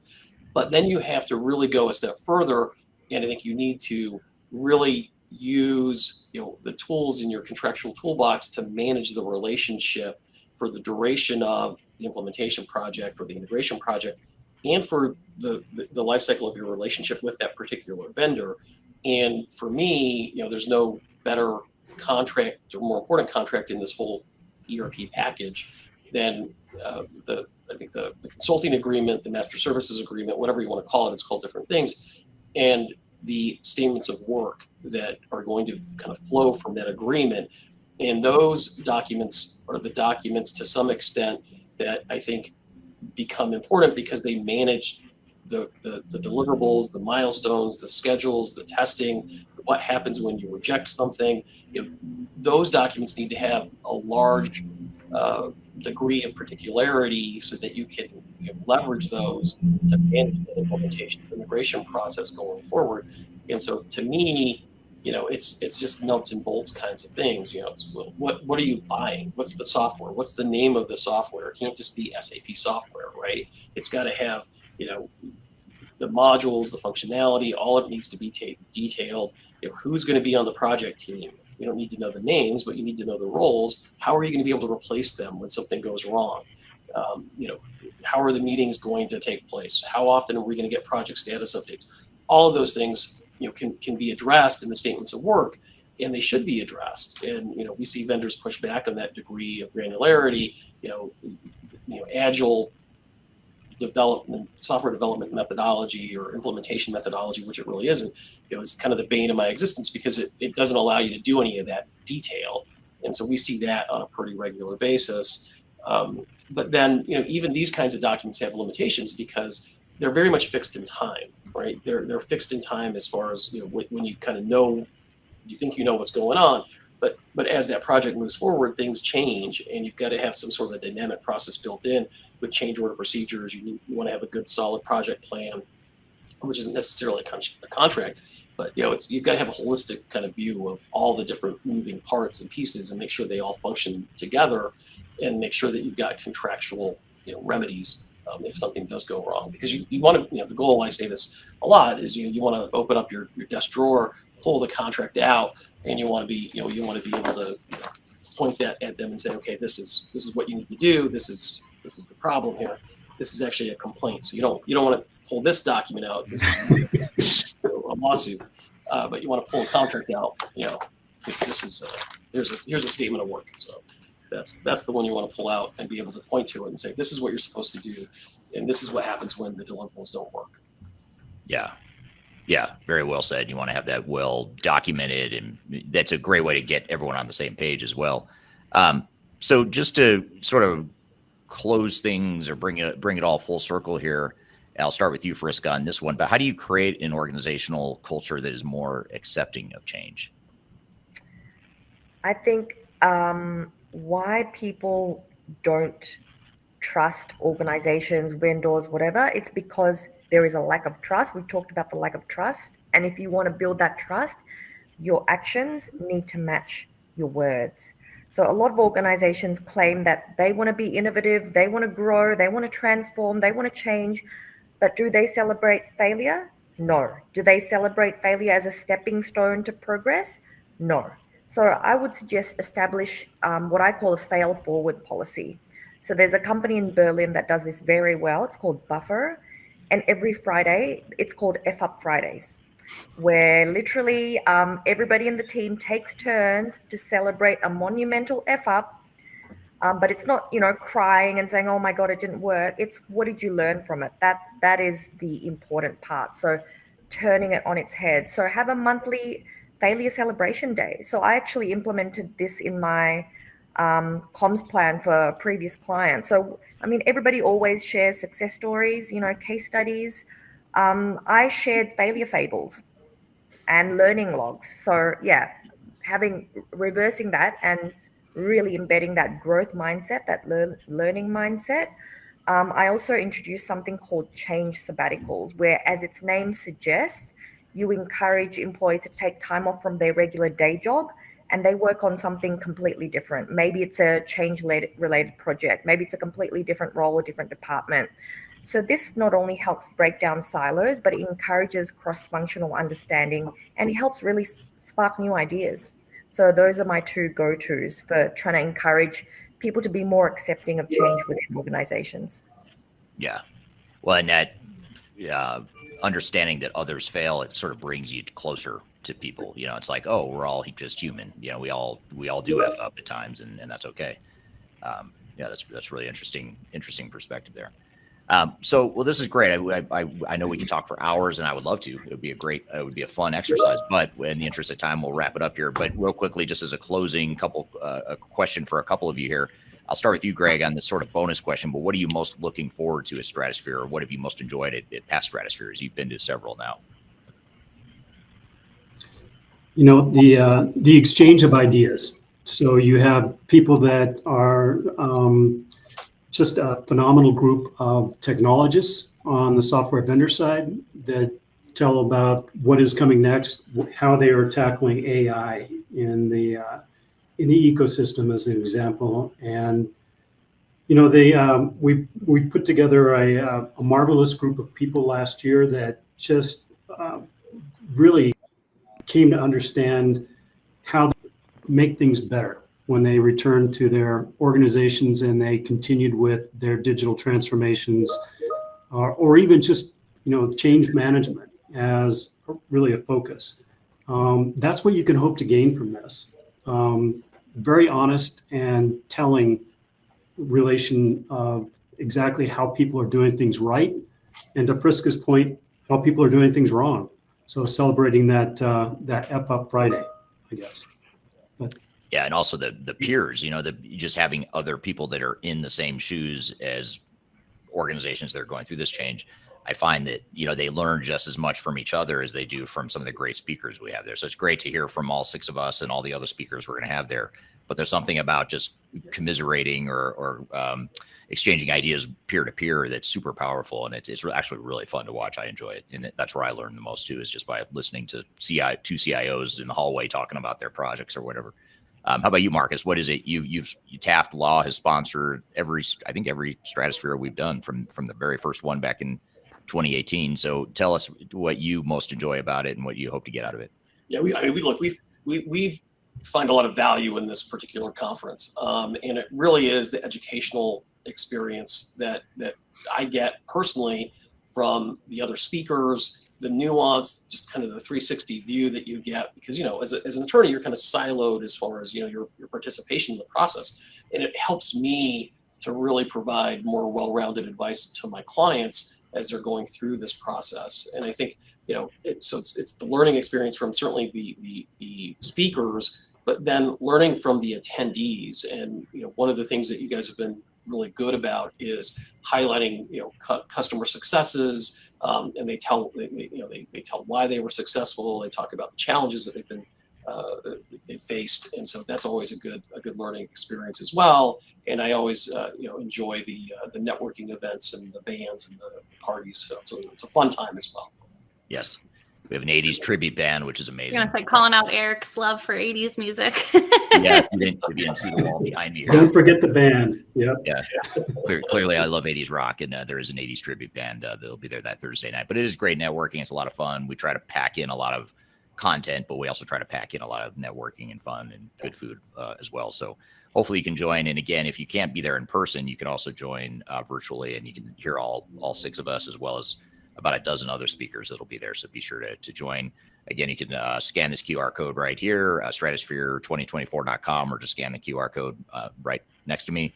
All right, great conversation. Really appreciate having this dream team of panelists and speakers here all in one place. I wish we could do that more often. That's a lot of fun, having that conversation with this group. So much fun that we've got some follow-up we're going to build on here and debrief on here in just a moment. But first, we're going to take a quick break. We'll be back with more Transformation Ground Control.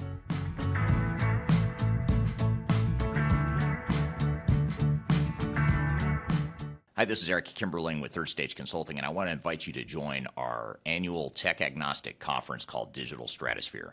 Digital Stratosphere is a conference that features some of the industry's brightest minds, greatest thinkers, and it's a great opportunity to network with peers, other industry people, other CIOs, other project team members that are going through digital transformations or ERP implementations. We've got a great lineup of speakers this year. It's a 3-day event, a lot of great entertainment, networking opportunities. I'll be there as one of the keynote speakers, along with some of my favorite speakers in the industry as well, both within Third Stage Consulting, but also outside the company as well. So I encourage you to check it out and learn more. You can go to stratosphere2024.com to learn more about the event. You can see the agenda, the way it's shaping up, and you can see some of the past testimonials of people that have attended. And the event is October 2nd through the 4th, 2024. It's going to be based in Denver, Colorado, downtown Denver, beautiful downtown Denver in the fall, which is a great time to visit Denver if you haven't been. Again, stratosphere2024.com. Check out the agenda. Check out our early bird pricing for passes. And the other beautiful things, if you can't be here in person in Denver, which we hope you can, but if you can't, you can also join remotely as well. We have virtual passes available as well, so you're able to join from wherever in the world you might want to join from. So stratosphere2024.com, check it out, and I hope to see you there. The last thing you want to have happen is for your digital transformation to end up in court. I've been doing this for 20 years and I have seen everything. My name is Marcus Harris. I'm a software and technology attorney focusing my practice on drafting and negotiating software-related contracts and litigating software disputes across the country. Feel free to reach out to us at taftlaw.com. We'd love to talk to you about the litigation process and what you can expect.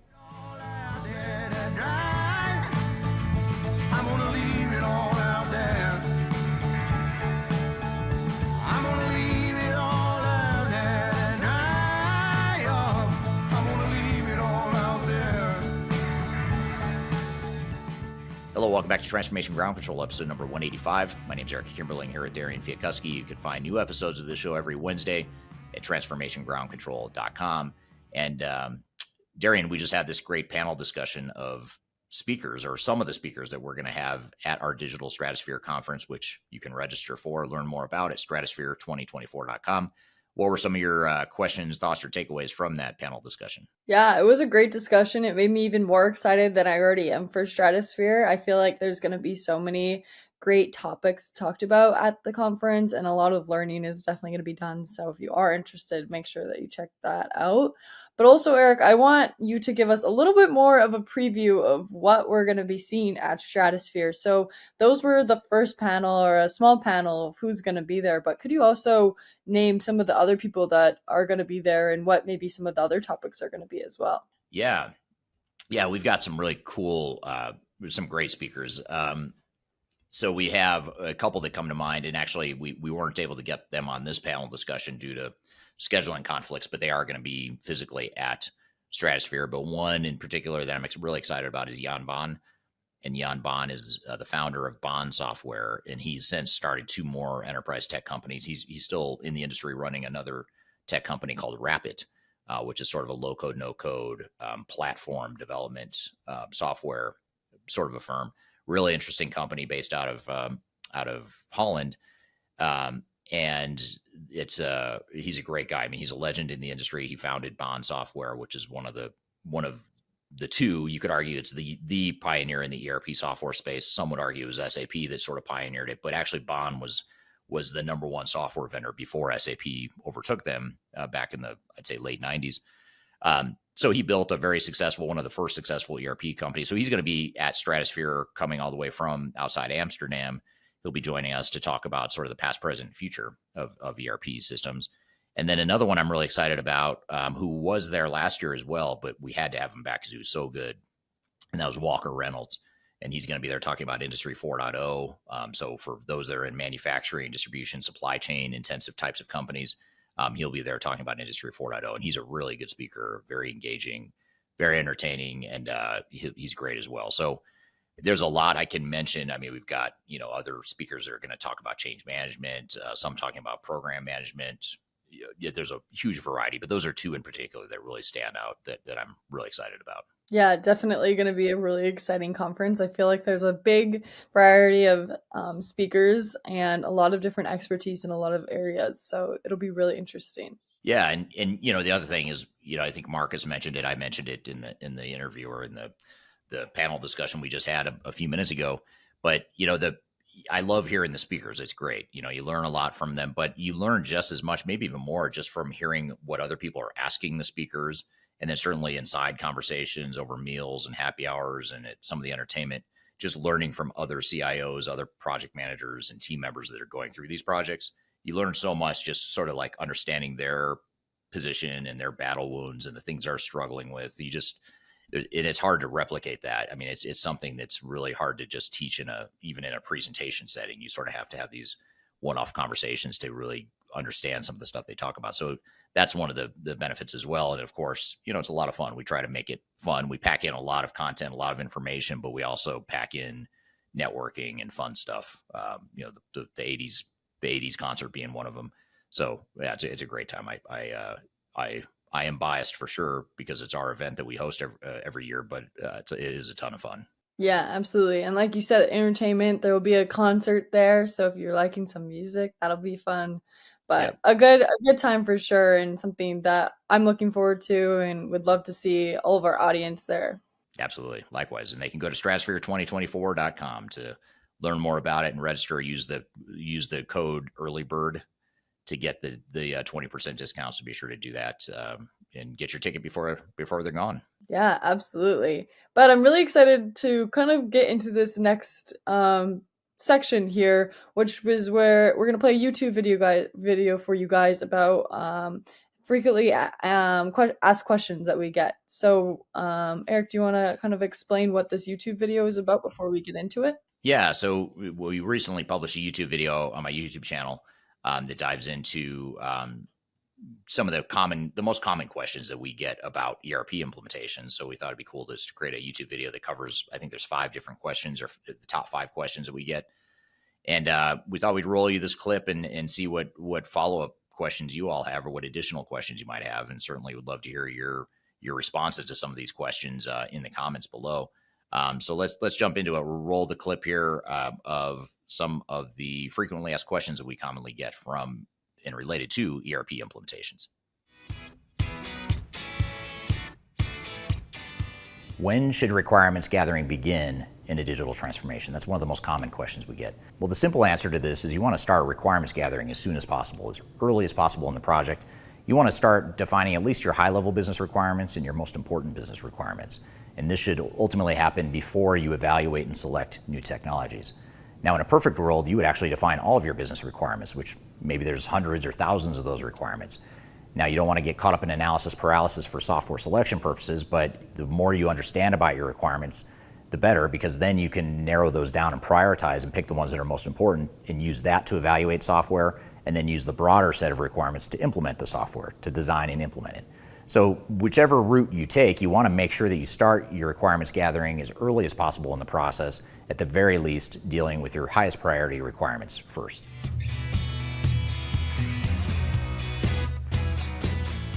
When should business process improvement begin? Should we do it before we implement software, after, or both? And the short answer is both.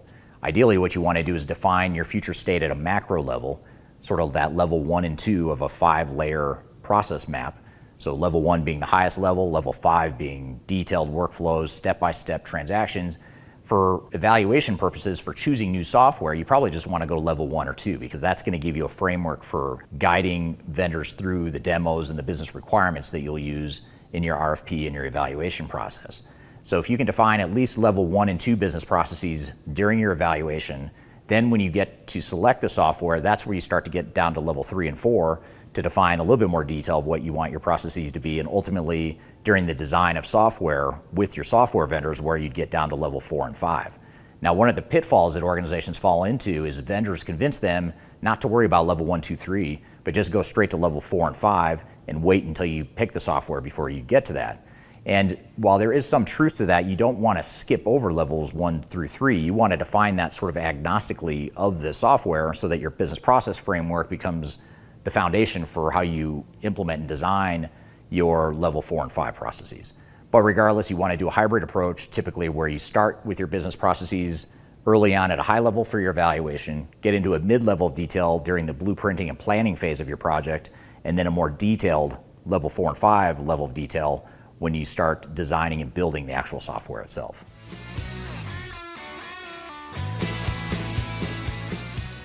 When should change management begin? This is one of the most common questions we get from organizations. And the short answer here is change management should start now. Regardless of where you are in the process, chances are pretty high you're already behind the 8 ball. You're a little bit too far behind. Maybe not too far behind, but far enough to where you should start the process now. And the reason for this is because you have to recognize that when you're going through an ERP implementation, you're not just implementing new technologies with new tools and new processes, you're probably changing your culture. You're probably changing the way you operate. You're probably changing roles and responsibilities. If you're introducing AI, for example, you're probably automating parts of people's jobs. And so you've got to figure out what the organization is going to be when it grows up, because those changes to the organization are probably going to take you a lot longer than implementing new technologies. And those changes need to be in place in order for you to get value out of those new technologies. So if you think about it like a project plan, technology is usually a pretty short, compressed time frame on an overall plan. Change management is usually a bit longer, and other steps in the process are longer than the technology itself too. So things like process improvement, data migration, those are two more examples that are typically going to take you longer than implementing technology itself, but change management is certainly one of those. So the sooner you can start change management, the better. And the one thing I would say that you can do now to get started right now, wherever you are in the process, is to do an organizational readiness assessment, to quantify and measure what your organization is today, where the pitfalls and risks are from an organizational and human perspective, and use that as an input to design a change strategy and plan that's very customized to you. And if you'd like to learn more about that, please reach out to me. I can share with you some methodologies and tools that we've used to make our clients successful in this, and I've included my contact information right here below, and you feel free to reach out to me. I'll share some information with you.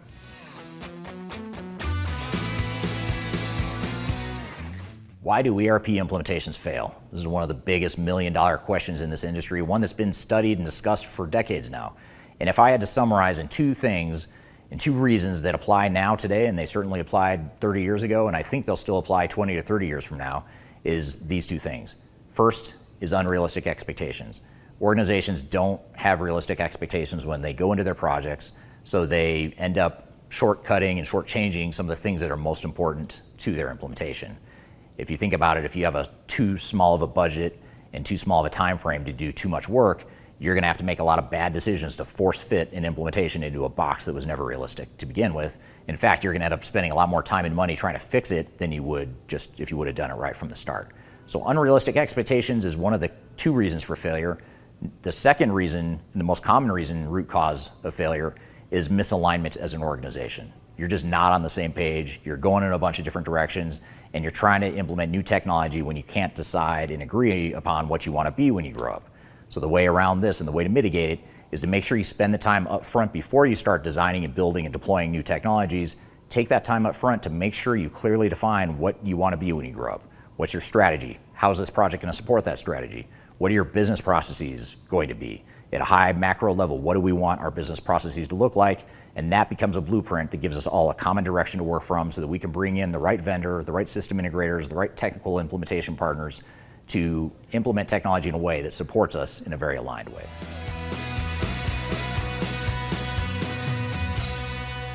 Can my system integrator be a one-stop shop for my entire ERP implementation?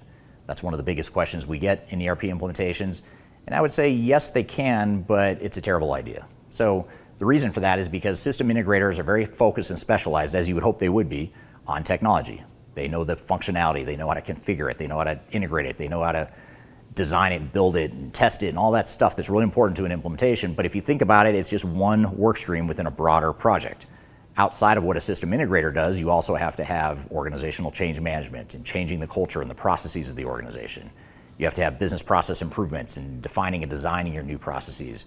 You have to have integration between systems and data migration and things that are not necessarily related directly to the software you're deploying. And then over it all is program management. You've got to have a program management team and a governance and framework that manages all those different work streams, including your systems integrator. And the reason you don't want your systems integrator to be a one-stop shop is because you, the client, need to own the overall implementation, and you want to leverage and lean on your systems integrator for what they're good at, but not necessarily everything else. So those are some of the most common questions we get from ERP implementations. We're going to continue to build on some of those threads and questions here in just a moment, but first we're going to take a quick break. We'll be right back with more Transformation Ground Control.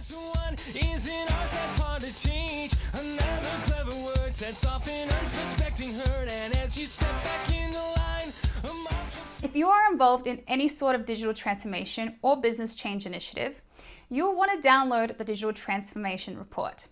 With its comprehensive overview of business and technology trends and best practices, this report is a must-have guide for any transformation project or executive team. Download this free report by visiting Third Stage Consulting at thirdstage-consulting.com. You can also visit our website to learn more about us or download independent reports, videos, and other best practices. Again, visit thirdstage-consulting.com today to learn how you can take your transformation to the third stage of success. Are you looking for ways to promote your product or service to enterprise technology decision makers and influencers throughout the world, like the ones who listen to this podcast? Major Tom Productions creates media, events, and influencer marketing for B2B technology providers. Our productions are exciting, educational, disruptive, and effective. Most importantly, they create results. Our content is unlike any other in this industry, engaging, influential, and trusted by technology buyers and influencers throughout the world. Each month, our productions reach hundreds of thousands of targeted buyers and decision makers who trust and engage with our honest and tech-agnostic content. With long-tail viral results and engagement with our content, Major Tom Productions provides a way to reach your target market and create awareness, calls to action, and a connection with potential customers. So collaborate with us today. Learn how we can feature your product or service on podcasts such as Transformation Ground Control, Journey to S4HANA, and Journey to Dynamics 365. We can also feature your brand on our YouTube channel called Digital Transformation with Eric Kimberling, which boasts over 100,000 subscribers and over 2 million video views per year. You can also participate in our in-person events, including our Digital Stratosphere Conference. Contact us today to learn more. We can tailor a marketing campaign that works for you. We look forward to helping more people learn more about and become engaged with your brand.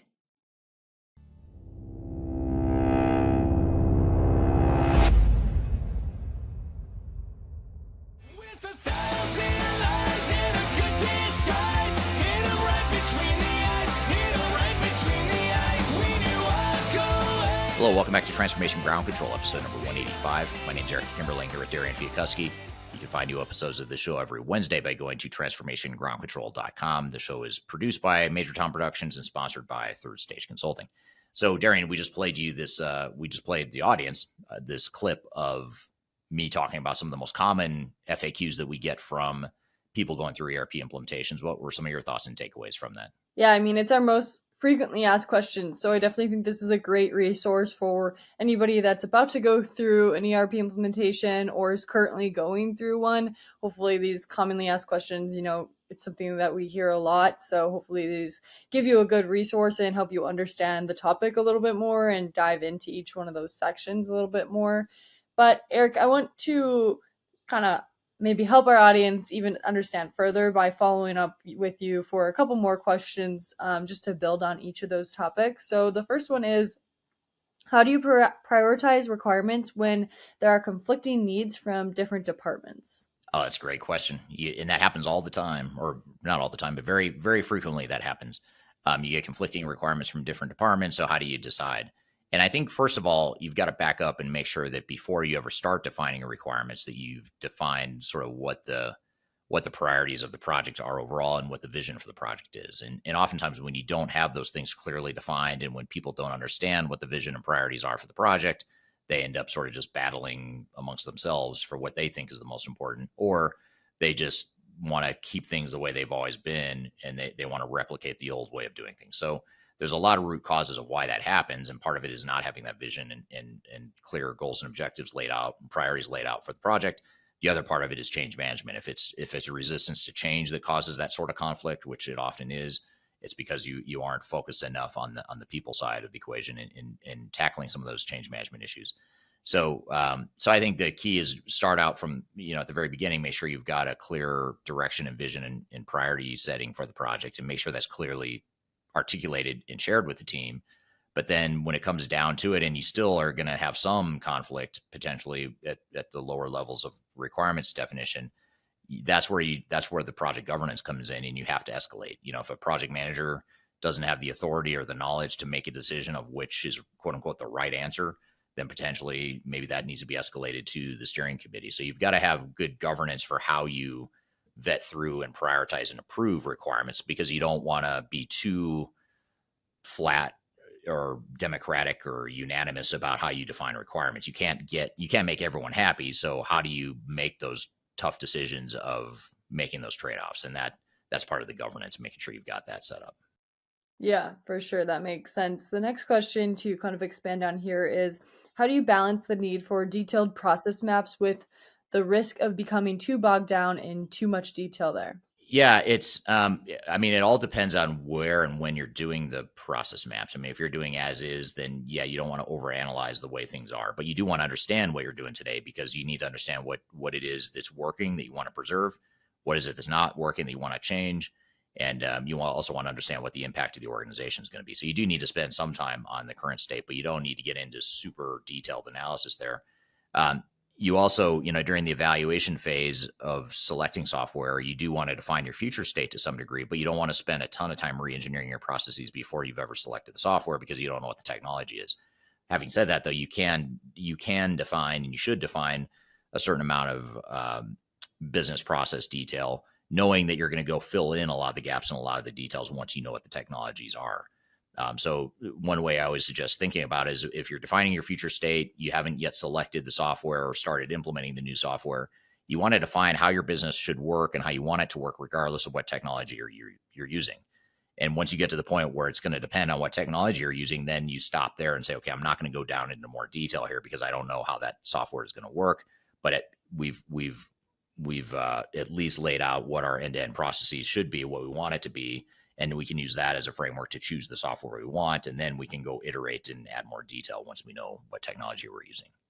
For sure. The last follow-up question here I have for today is, what should clients look for in a system integrator to ensure they're getting a specialized and focused approach? Yeah, so I think the key is to understand the team that you're bringing on from your system integrator. That's probably even more important than the actual name of the system integrator. It's going to be the name of the resources and the actual team members that are going to be on your team. So that's the one thing I'd do. I'd also make sure you understand why, not understand why, but validate why this SI is recommending certain roles and team members, because a lot of times they'll put too many people on a project that you don't necessarily need, or they'll put too many people on the project too soon to where the meter's running, they're making more money, but you're spending money and wasting money when you don't need to. So really asking a lot of whys, understanding the timing and the roles of the different team members. That's really important. And maybe in challenging and pushing back is okay. You can push back and say, why do we have 20 people full-time on this project starting tomorrow, or whatever it is. You want to be able to take enough ownership and hold your SI accountable to where you have those honest conversations, so that A, you understand what's happening and why it's happening, and B, that you're really being careful and a good steward of your resources and your budget and your time and all that good stuff. For sure. Definitely some good resources there. Hopefully that answered some of the most commonly asked questions, or any questions that somebody watching may have from this of this topic. So hopefully that was really helpful to our audience today. Yeah, absolutely. Yeah, and I appreciate everyone's comments here and questions. Appreciate the panel discussions, all of our guests there. Appreciate you, Darian, for co-hosting as always. And again, you can find new episodes of the show every Wednesday. Keep an eye on this website, transformationgroundcontrol.com. Every week when a new episode comes out, you can find it there, transformationgroundcontrol.com. You can also find all the past episodes, all 184 previous episodes prior to this one, you can find out there as well. And you can also subscribe, listen, watch on whatever platform you want just by going to transformationgroundcontrol.com. And also be sure not to forget to register for our Digital Stratosphere Conference coming up October 2nd, 3rd, and 4th in Denver, Colorado. You can go to stratosphere2024.com to learn more about that and to register. Use the discount code EARLYBIRD, all lowercase, one word, and you'll get 20% off. So be sure to check it out. Hope to see you in Denver in October. So hope you all have a great week, and we'll see you next week on the next episode of Transformation Ground Control. Take care.